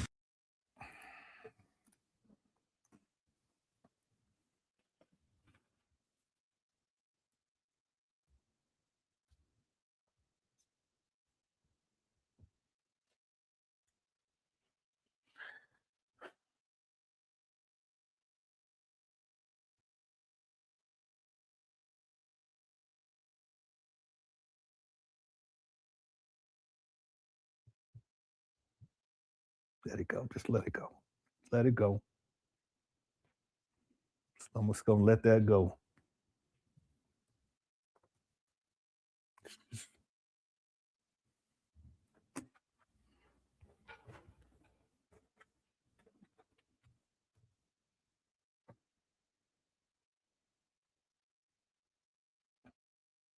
Let's keep going.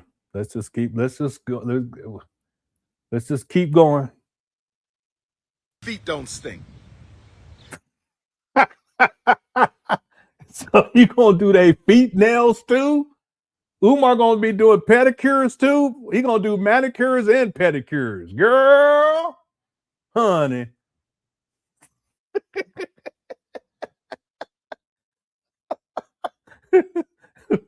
Girl, honey. There was another one. I can't remember what it was. Girl, honey, and something else. Girl. Let's keep going. What in the world is this guy talking about? Just to make sure you ain't got no crust stash between those toes, I will come and do your nails for you. What? A crust stash in between the toes? What in the world are you talking about? Nick's down by 4 with 2 minutes and 18 seconds left. You black sister. At the Frederick... Yeah, child. Honey, child. Girl, honey, child. Umar gonna come do your nail and your feet. Okay? Your hands and your feet.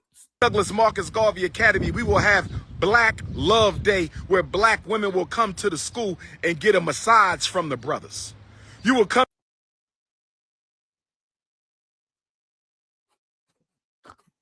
Here he go. What's this guy?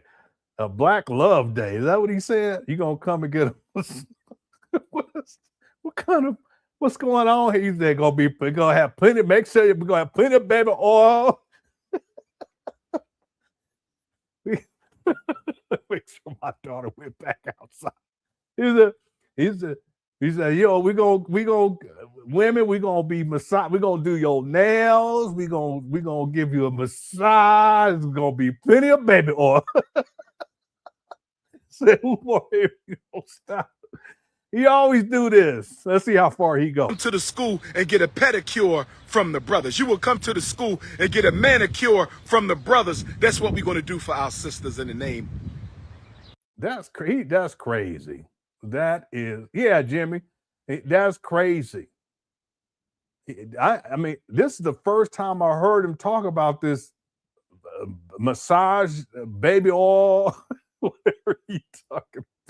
The P. Diddy. Anyway, he tripping. Be who you are. This message is for you, Big Papa. Shout out to Uncle Nancy. I was gonna say Auntie Nancy. Shout out to Uncle Nancy. Knicks are down by 6 with 59 seconds to go, and the Spurs have the ball. I'll update you guys in just a moment. Here we go. Of Black Love at the Frederick Douglass Marcus Garvey Academy. And then we'll have Black Love Day for the brothers, where the sisters will give the brothers a massage and cook some home-cooked food at FDMG. That's what we...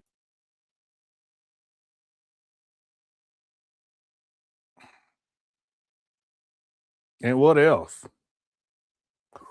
Jalen Brunson just hit a 3. My goodness. They're down by 3 with 32 seconds left in the fourth quarter. Spurs have the ball, 16 seconds on the shot clock, 23 seconds on the game clock. All right, if the San Antonio Spurs make a basket, they will win this game. Let's see. Shot is up, and it's in. That's game. Yep. That's game. 12 seconds left. San Antonio up 113. New York is at down 108 and with 12 seconds left. All right. What are you talking about?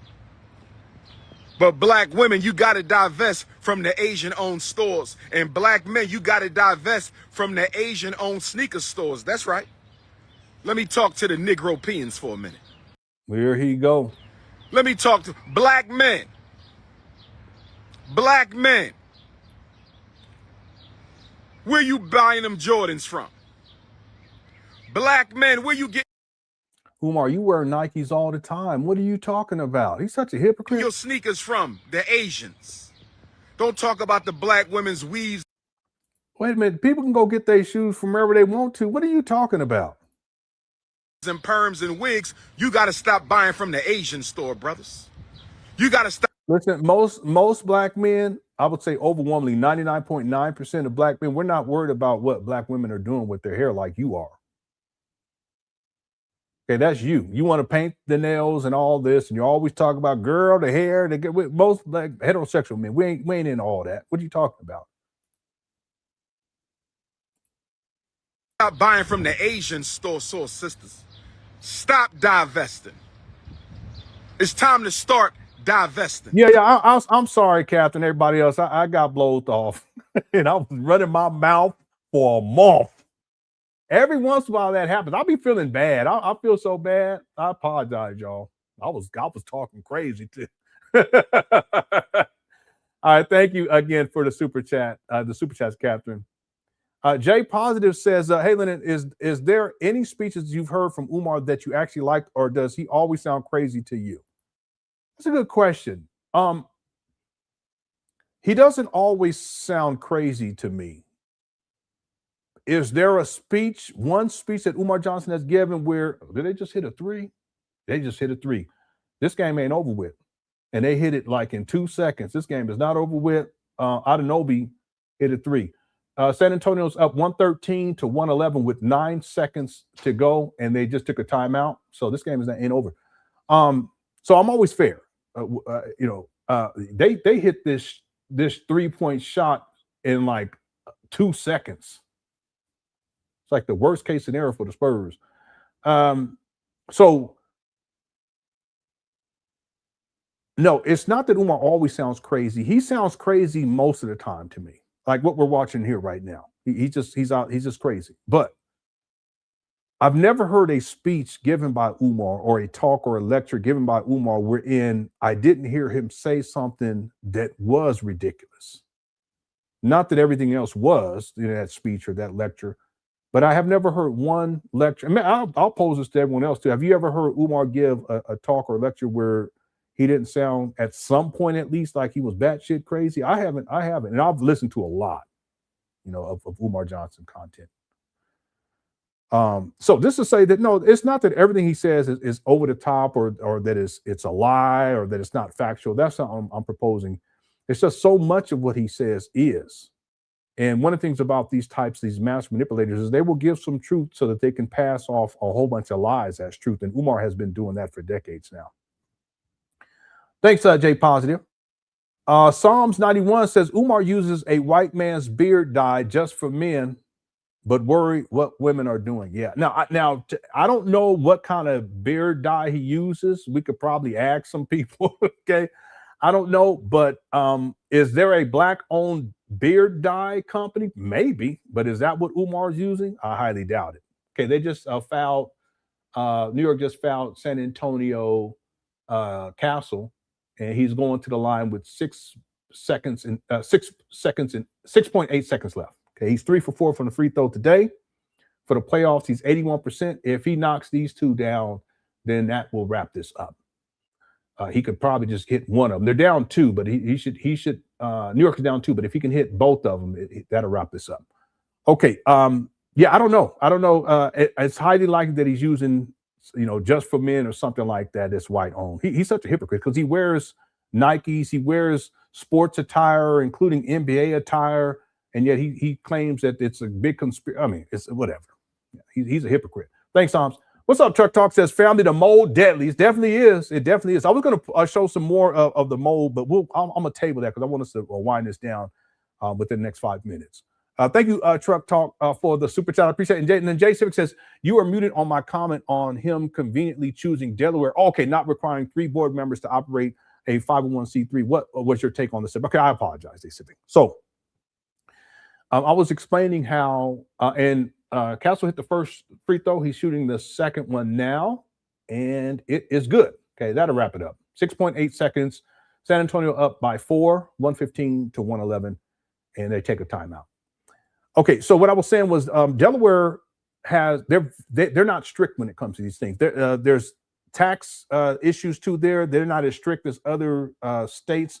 I remember reading a book back in the day on LLCs, and they were suggesting that there are specific states where it's to your benefit to establish an LLC. And one of them was Delaware, and explained how lenient they are. Same thing applies to 501c3s. Umar, initially, he had a 501c4, but that wasn't out of Delaware.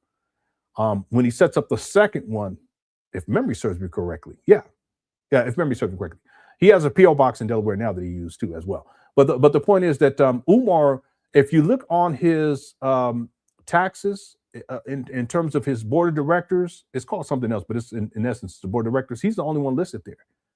But in other states, like you're saying that you were saying earlier, you would have to have more than that. Umar, he knew what he was doing. See, he's a con man and he's a scam artist. So he's going to try to find any loophole that he can find, including having 501c3 status in the first place. He says, I'm not going to use the white man, but he sure is using that 501c3 from the white man to collect money so he doesn't have to pay taxes on it. Most of the money he spent on himself, and he still doesn't have a school, still abandoned buildings. So in other words, it's not by accident. Umar knew what he was doing, and here he is in 2026, and he's still collecting money for a school that doesn't exist. Also, real quick, also on his 501c3 to the IRS, he's saying that he's working 60 hours a week up there. He's a liar. Thanks, Jay Civic, for the super chat. And there's 2 things I need to do too, by the way. I need to go see. Yeah, no, it was incorporated in Delaware because Umar, game's over with. Umar, he says it in February of 2019. It should appear on the documentation for his IRS filings too. But he says it in the February 2019 video. He says the Black Star Line was incorporated in Delaware in 1919 or whatever he says. And then he says FDMG incorporated in game over. Incorporated in Delaware in 2019. So he was making that connection, right? But he chose Delaware for a reason. He's a con man. Okay, San Antonio win game 3, and game 4 I would think is probably on Wednesday in New York, and we'll see what happens. Yeah, I hope it goes 7. Okay. Thanks, Jay Civic, and I apologize. I apologize to everyone. I should have changed out the battery. I'm telling you guys, I'm so frugal. I should have changed out the battery, but I wanted to get all the energy out that battery I could. One of these days, I'm gonna get out of that mindset. One of these days, but that's how I am. You know, my son, he leave his light on in his room, and he leave. You know, and he be gone for hours. And if I go down, I'll be like, left this light on for hours. I turn the light off. I don't say nothing to him. Anyway. Okay, let's wind this down. All right, so where are we at in this? We're at the 16-minute and 55-second mark. Let's go to the 20-minute mark of this video, and then tomorrow we'll come back, do part 2, and we'll finish it all up. Okay, here we go. Complete divestment from the Asians. Let me give y'all a little history. Here you go. Let me give y'all a little history. The Naturalization and Immigration Act of 1965 brought the Asians into the black community. I said the Naturalization and Immigration Act of 1965 brought only to the black community? What are you talking about? The Asians into the black community. Why did the U.S. Congress pass? There were Asians in here before that too, Umar. Passed the Naturalization and Immigration Act of 1965 because after the Victor Wembanyama, 11-18 from the field, 32 points, 8 from 9 from free throw, 2 for 4 from three-point land, 8 rebounds, 6 assists, 2 steals, and 3 blocks. He had a monster game. Yeah, good for him. Good to see these young men. I mean, they're young. They really are. Stephon Castle, 23 points on 8 of 14 shooting. And let me go look to see. Jalen Brunson had he's still not shooting well. 11 for 25, 32 points, 5 rebounds, 5 assists. He had a good game. And his plus minus was -9, though. And then Karl Anthony Towns, he only scored 11 points on 4 of 10 shooting, 8 rebounds, 1 assist, 3 steals, and 2 blocks. He was +6, plus and minus. All right. Civil Rights Act, they said we don't want to give black people these jobs. We want to turn black people into a permanent underclass. After the Civil Rights Castle had 2 turnovers, which isn't bad. He was turning the ball like crazy before Domo. Act of 1964. After the Civil Rights Act of 1964. After the Civil Rights Act of 1964, the U.S. Congress said, we don't want to give black people all these jobs. We need men and women in the labor force, but we don't want to put black men and women in the labor force. We want to turn them into a permanent criminal underclass. So they said, bring the Koreans over here. Bring the Vietnamese. There were Koreans over here before that, and there were Vietnamese people up over here before that too, Umar. Over here. Bring the Japanese over here. Bring the Koreans over here. You already said Korean. Japanese were over here before that too. Here, and they gave them low interest loans to open up shops in your community to prevent another Black Wall Street. I'm going to say it again. Those who don't know their history, here you go, are bound to repeat it. Those who don't know their history are bound to repeat it. Let me repeat the history again. Yeah. It's misconstrued. 1965. Go look it up if you don't believe me. I need a little bit of sun. I'm a son of the sun. I need a little bit of sun. There you go. I need a little bit of sun. I need the melanin in the drip. There we go. There you go. We'll go for 1 minute and 30 seconds. Here we go. In 1965, right after the 1964 Civil Rights Act, in 1965, right after the 1964 Civil Rights Act, the U.S. Congress said we have an employment shortage. We have jobs that need to be filled, but we don't want to give them to black people. We want to turn black people. Okay, show me the evidence where the Congress said that, and give me specific people who were in Congress who said that. I'll wait. Now, if they did, please, if someone happens to know this as a statement of fact that that's what Congress, quote unquote, said, they actually said that, please provide me with the receipt. And then when we come back on tomorrow, I will address that particular issue.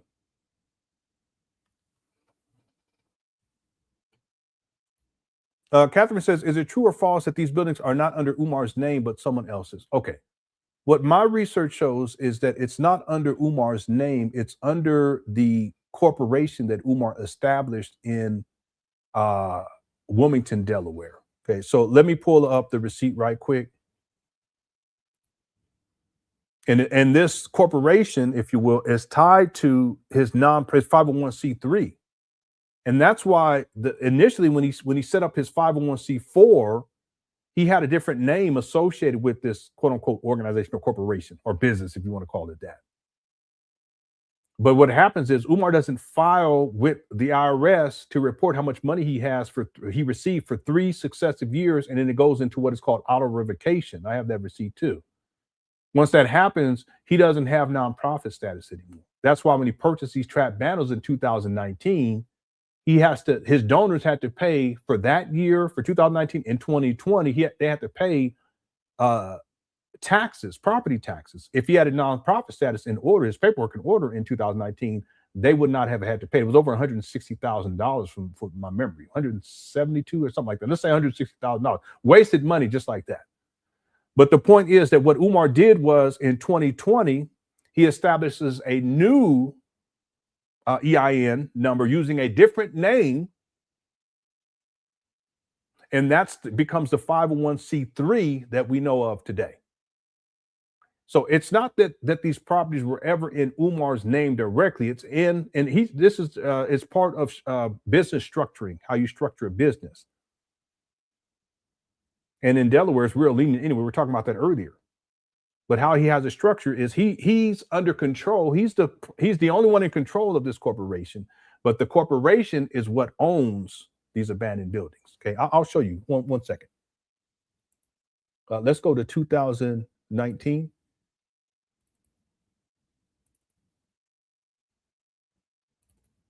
And again, he didn't get nonprofit status established again until 2020, but it's not retroactive for 2019 or for 2020. It really kicks in and takes effect for 2021. Okay, this is eviction paperwork from September 10th of 2019.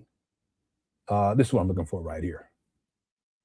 And I broke this document back before Umar made the school announcement back in 2019, February 2019.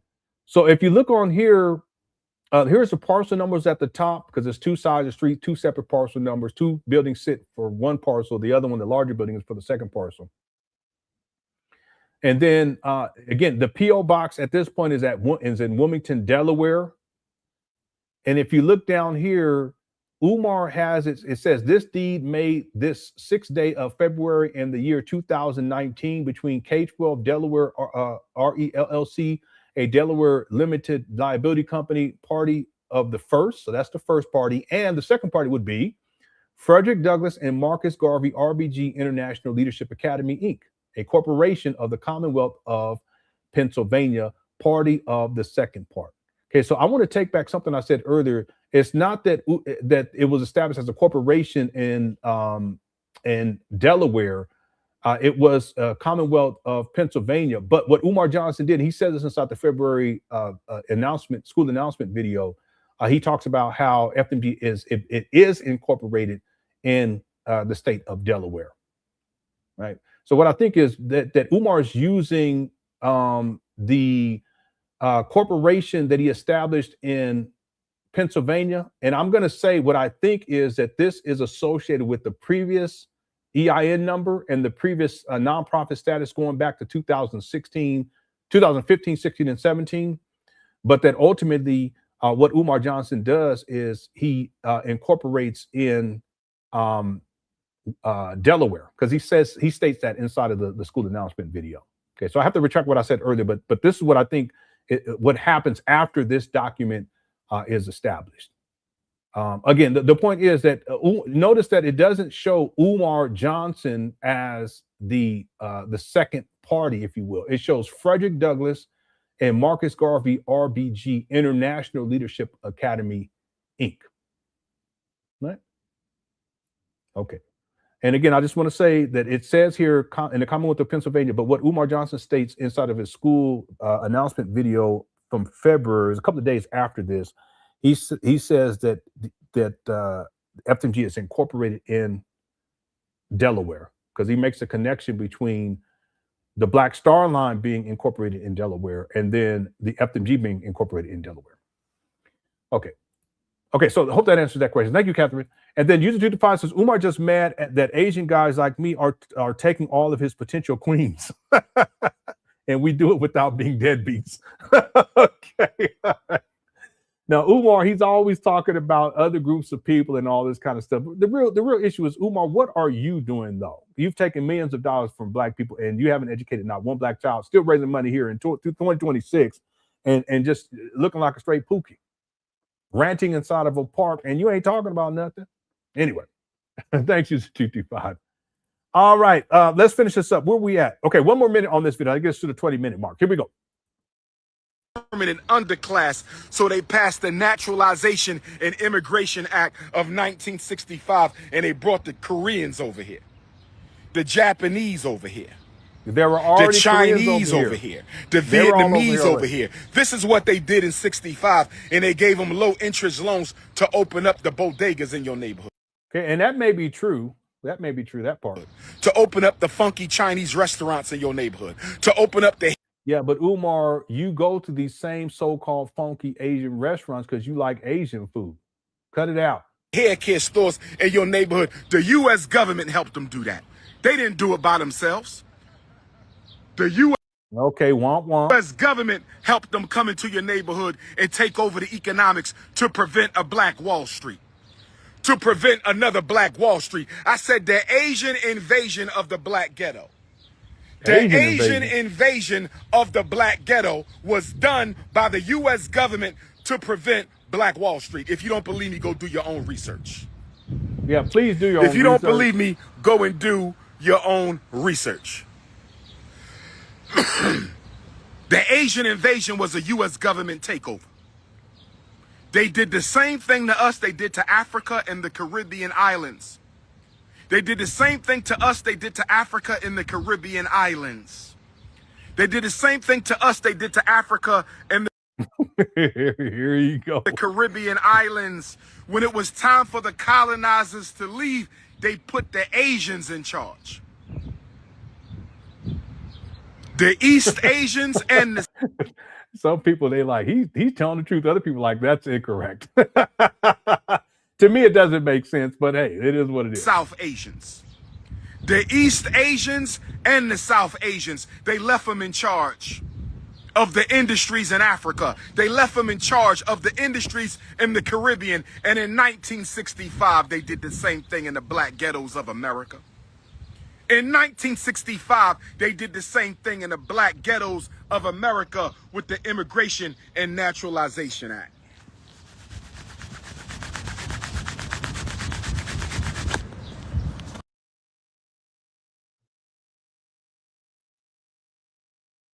What in the world? What was he doing? We're almost done. Okay, give me 1 minute. What is? Yeah, some people agree with at least some of what he's saying. Other people saying, yeah, he's telling some truth, but some of the stuff. And then other people like, he lying. What was he doing? We're in right here, but I don't understand what's going on with this guy. South Asians, they left them in charge of the industries in Africa. They left them in charge of the industries in the Caribbean. And in May says the first nation-specific immigration policy was the Chinese Immigration Acts of the late 1800s. And we know what happened to Japanese Americans in World War II. The 1952 Act started undoing that. Okay.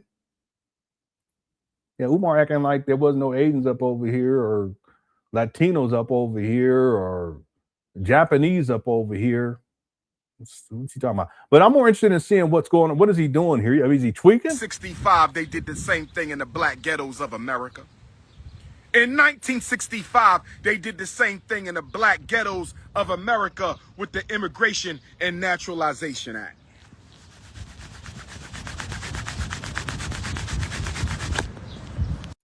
What is that? Anyone, before we get up out of here, does anyone have any idea?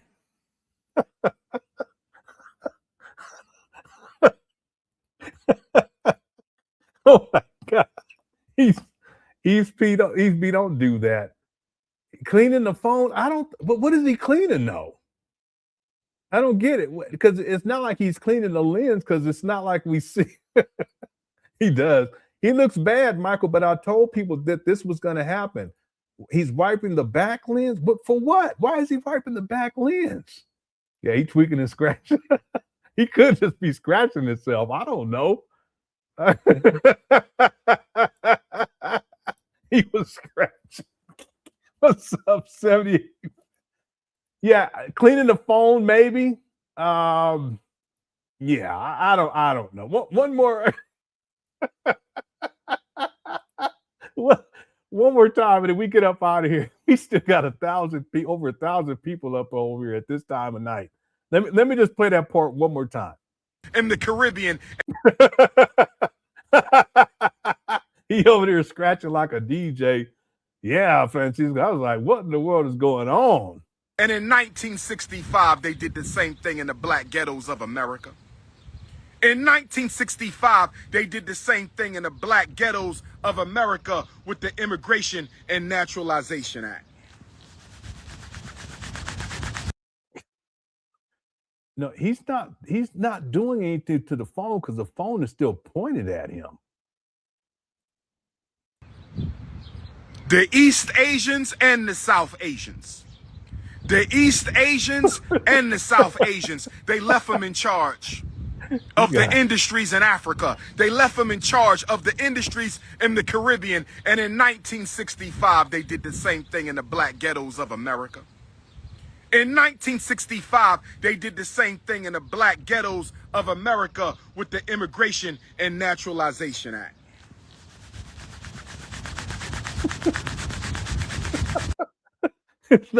Listen, he's not wiping off the phone, because the phone he still has the phone away from him. So I don't know what's going on right here. It's just really weird. In 1965, they did the same thing in the black ghettos of America with the Immigration and Naturalization Act.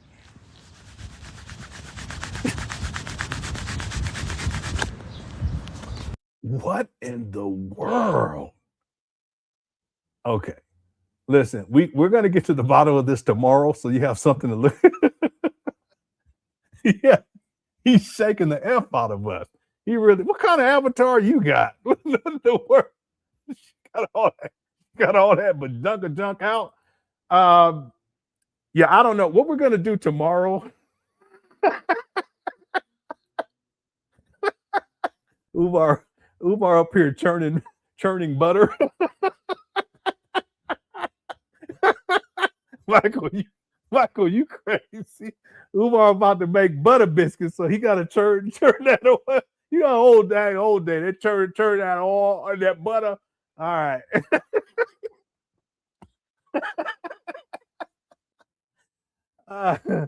You can clean the screen without touching. Okay.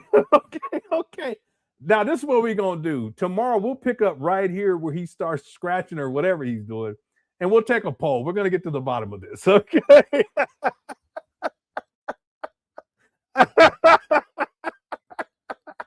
Hey, Afro Punk, you know how we do it at Cookie Crush Chat, all right? Yeah, the screen is still dirty. I don't know what he was doing though. It was for a long time too. Let me one more time.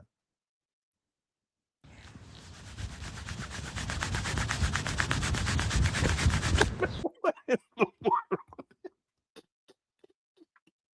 Boy, this Umar Johnson saga is crazy. It really is. Okay, thank you, Troy. Let's go ahead and close this out. I want to thank you guys. I gotta get out this chat room. I gotta get out this chat room. Let me get out of it. Tomorrow we're gonna pick up where we left off, which is at the 21-minute mark. And I'll pull up a poll to see we can get to the bottom of that. But then also someone had asked for this earlier, and we ran out of time. But I have it queued up. We'll get to My this name video, is Dr. Umar Johnson. with these genes. We'll get to this one tomorrow. There's one part where he starts walking away. It's like bad right here. It's just bad video editing. Who does this? I want you to help Dr. Umar Johnson stop that by donating to my fundraiser. What in the Sasquatch is going on here? I don't know why they put that in there. It's just it's horrible editing. Look.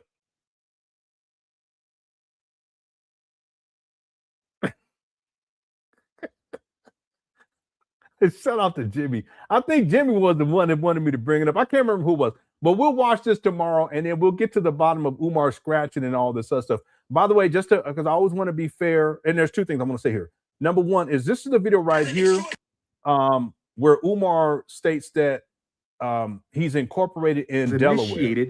Into the mysteries of if you live in Delaware, / Team Pan African headquarters. Yeah, so so tomorrow we'll do this too. Tomorrow we'll do that poll. We'll get to the St. Paul's video where Umar's walking with them jeans on. And then I'm gonna play the part where he says that he incorporated in Delaware. Because I just want to be actual and factual. And then I want to say one other thing. I want to issue a public retraction. And it's really not a retraction. I just want to be as fair as possible with Umar. In fact, I'll pull this up tomorrow where Umar says that he's visited all of these school districts. Because I listened to it again, and I've listened to it over and over again. I think Umar initially, he was going to say that he's visited most of the school districts in the United States of America, but he actually corrects that, and I want to make sure that I'm fair. And he says he's visited most of the states, most school districts most of the states, school districts or something like that. We'll revisit that tomorrow because I want to be actual and factual. But then he goes on to say that he also visited most of them over in the UK. I think he says London. They don't even have school districts. That's not even what it's called. And he says in the Caribbean, they don't have school districts. That terminology, that's not what it's called. And then he says in Africa. Okay. But I want to be fair with Umar. So I want to issue a public retraction from what we were talking about before, because I want to give him the benefit of the doubt. We'll get more into that tomorrow and we'll draw a final conclusion on that. So we got plenty to get into. We'll do the second half of this video tomorrow. We also have the Father David. I've already edited that one down. We have the Father David interview. And then also I want to do a presentation to deal with the black mold and that white film that's all over everything that goes back to 2019 that's still present in 2026. It was way worse back then, but Umar cleaned up those rooms as much as possible to give the illusion that he's finished with renovations. But if he ever goes back in there, let's say a month from now, you'll see, especially now, because it's going to be a lot of humidity because it's getting hotter, you'll see that white stuff, there's going to be more and more and more. It's not dust. That's mold. Okay. We got a lot to get into. Thank you guys so much for tuning on in. Everyone inside the Cookie Crush chat, thanks for all the super chats. He's marking his phone with the Shango particles. Okay. We'll figure that out tomorrow. We'll put together a poll and we'll come up with possibilities. And one is just that he's scratching. One is that he's cleaning his phone. We'll come up with two others. We won't be using this one, though. Okay. Thank you, User225. Baby got no back. All right. That's too far. Thank you, User225. And then what's up, SH Place? That's great show, Lenon. Thank you so much. I hope you guys enjoyed the show. I had a great time. And let's see where we're at with the likes. 692. We need 8 more to get to 700. And we may already be there. Let me update. Yeah, okay. 8 more before we get up out of here. Also, I want to apologize for the audio issue earlier on. And my mic went out. And I'm gonna do 2 things. I'm gonna put a timestamp for when we started the video, the main video today. I'll put that inside of the comment section for this video, and then I'll also let people know about the audio issue and where they can click to get to the point where the audio comes back on. Yeah, thank you, DB. Yeah, we had a wonderful time. The Cook Crush chat, man. You guys are the best. You guys are so undefeated. And the only thing is, I just wish I had more time to be up on here and hanging out with you guys. Okay, but hopefully someday soon I will have more time. Time is my biggest struggle these days. Okay, thank you guys again for tuning on in. We'll be back tomorrow with another live stream. And thanks to the mods as well for handling business. I really do appreciate it. And as we always do. Yes, donate to the school. $ FDMG school on your Cash App. $ FDMG school on your Cash App. $ FDMG school on your Cash App. $ FDMG school on your Cash App.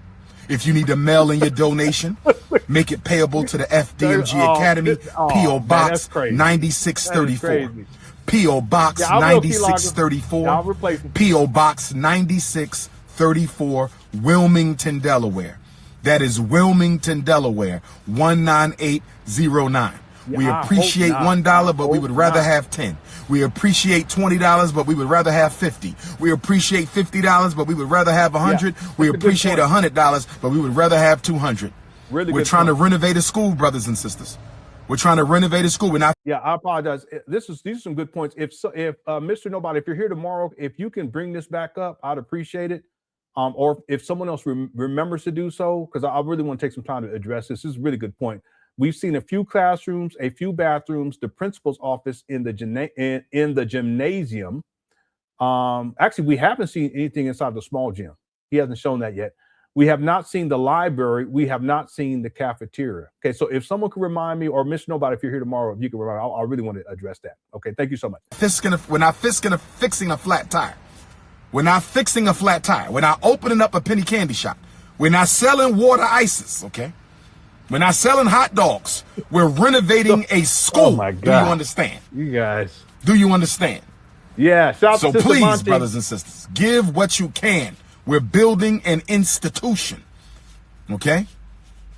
Trying to give our children a chance that we didn't have. That's what we're doing. I don't have to pin it because I done already told you what it is. I remember it. Don't be lazy. Yeah. $ FDMG school. Yeah. Don't be lazy. $ FDMG school. Thank you. Before I continue with my message, thank you, Sister Avanti, $10 coming on the Cash App. Thank you, sister. Next time, make it 20, but thank you for that 10. I know you barely had that. Thank you, sister. All right. Thank you guys again. Yeah, I gave a couple of updates, Kadar, on the Spurs game. They won game 3, so I think game 4 is on Wednesday, and we will be live on Wednesday. I'll give updates during the live stream, FDMG is coming. FDMG is coming. FDMG is coming. It's coming. Hold on. Yeah. Nah, I got this. FDMG is coming. Yeah, that's right. I appreciate FDMG is coming. It's coming.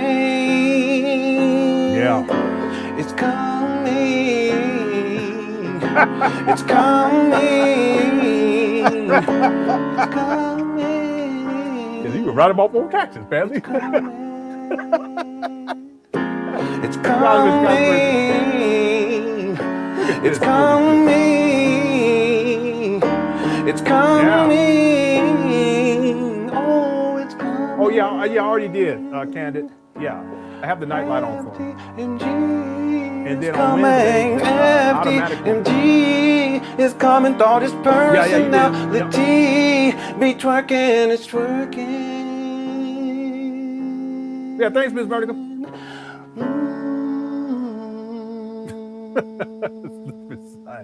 Yeah, good night to everybody. I appreciate you all. We had a wonderful, wonderful time. We'll be back tomorrow. Enjoy the rest of your evening.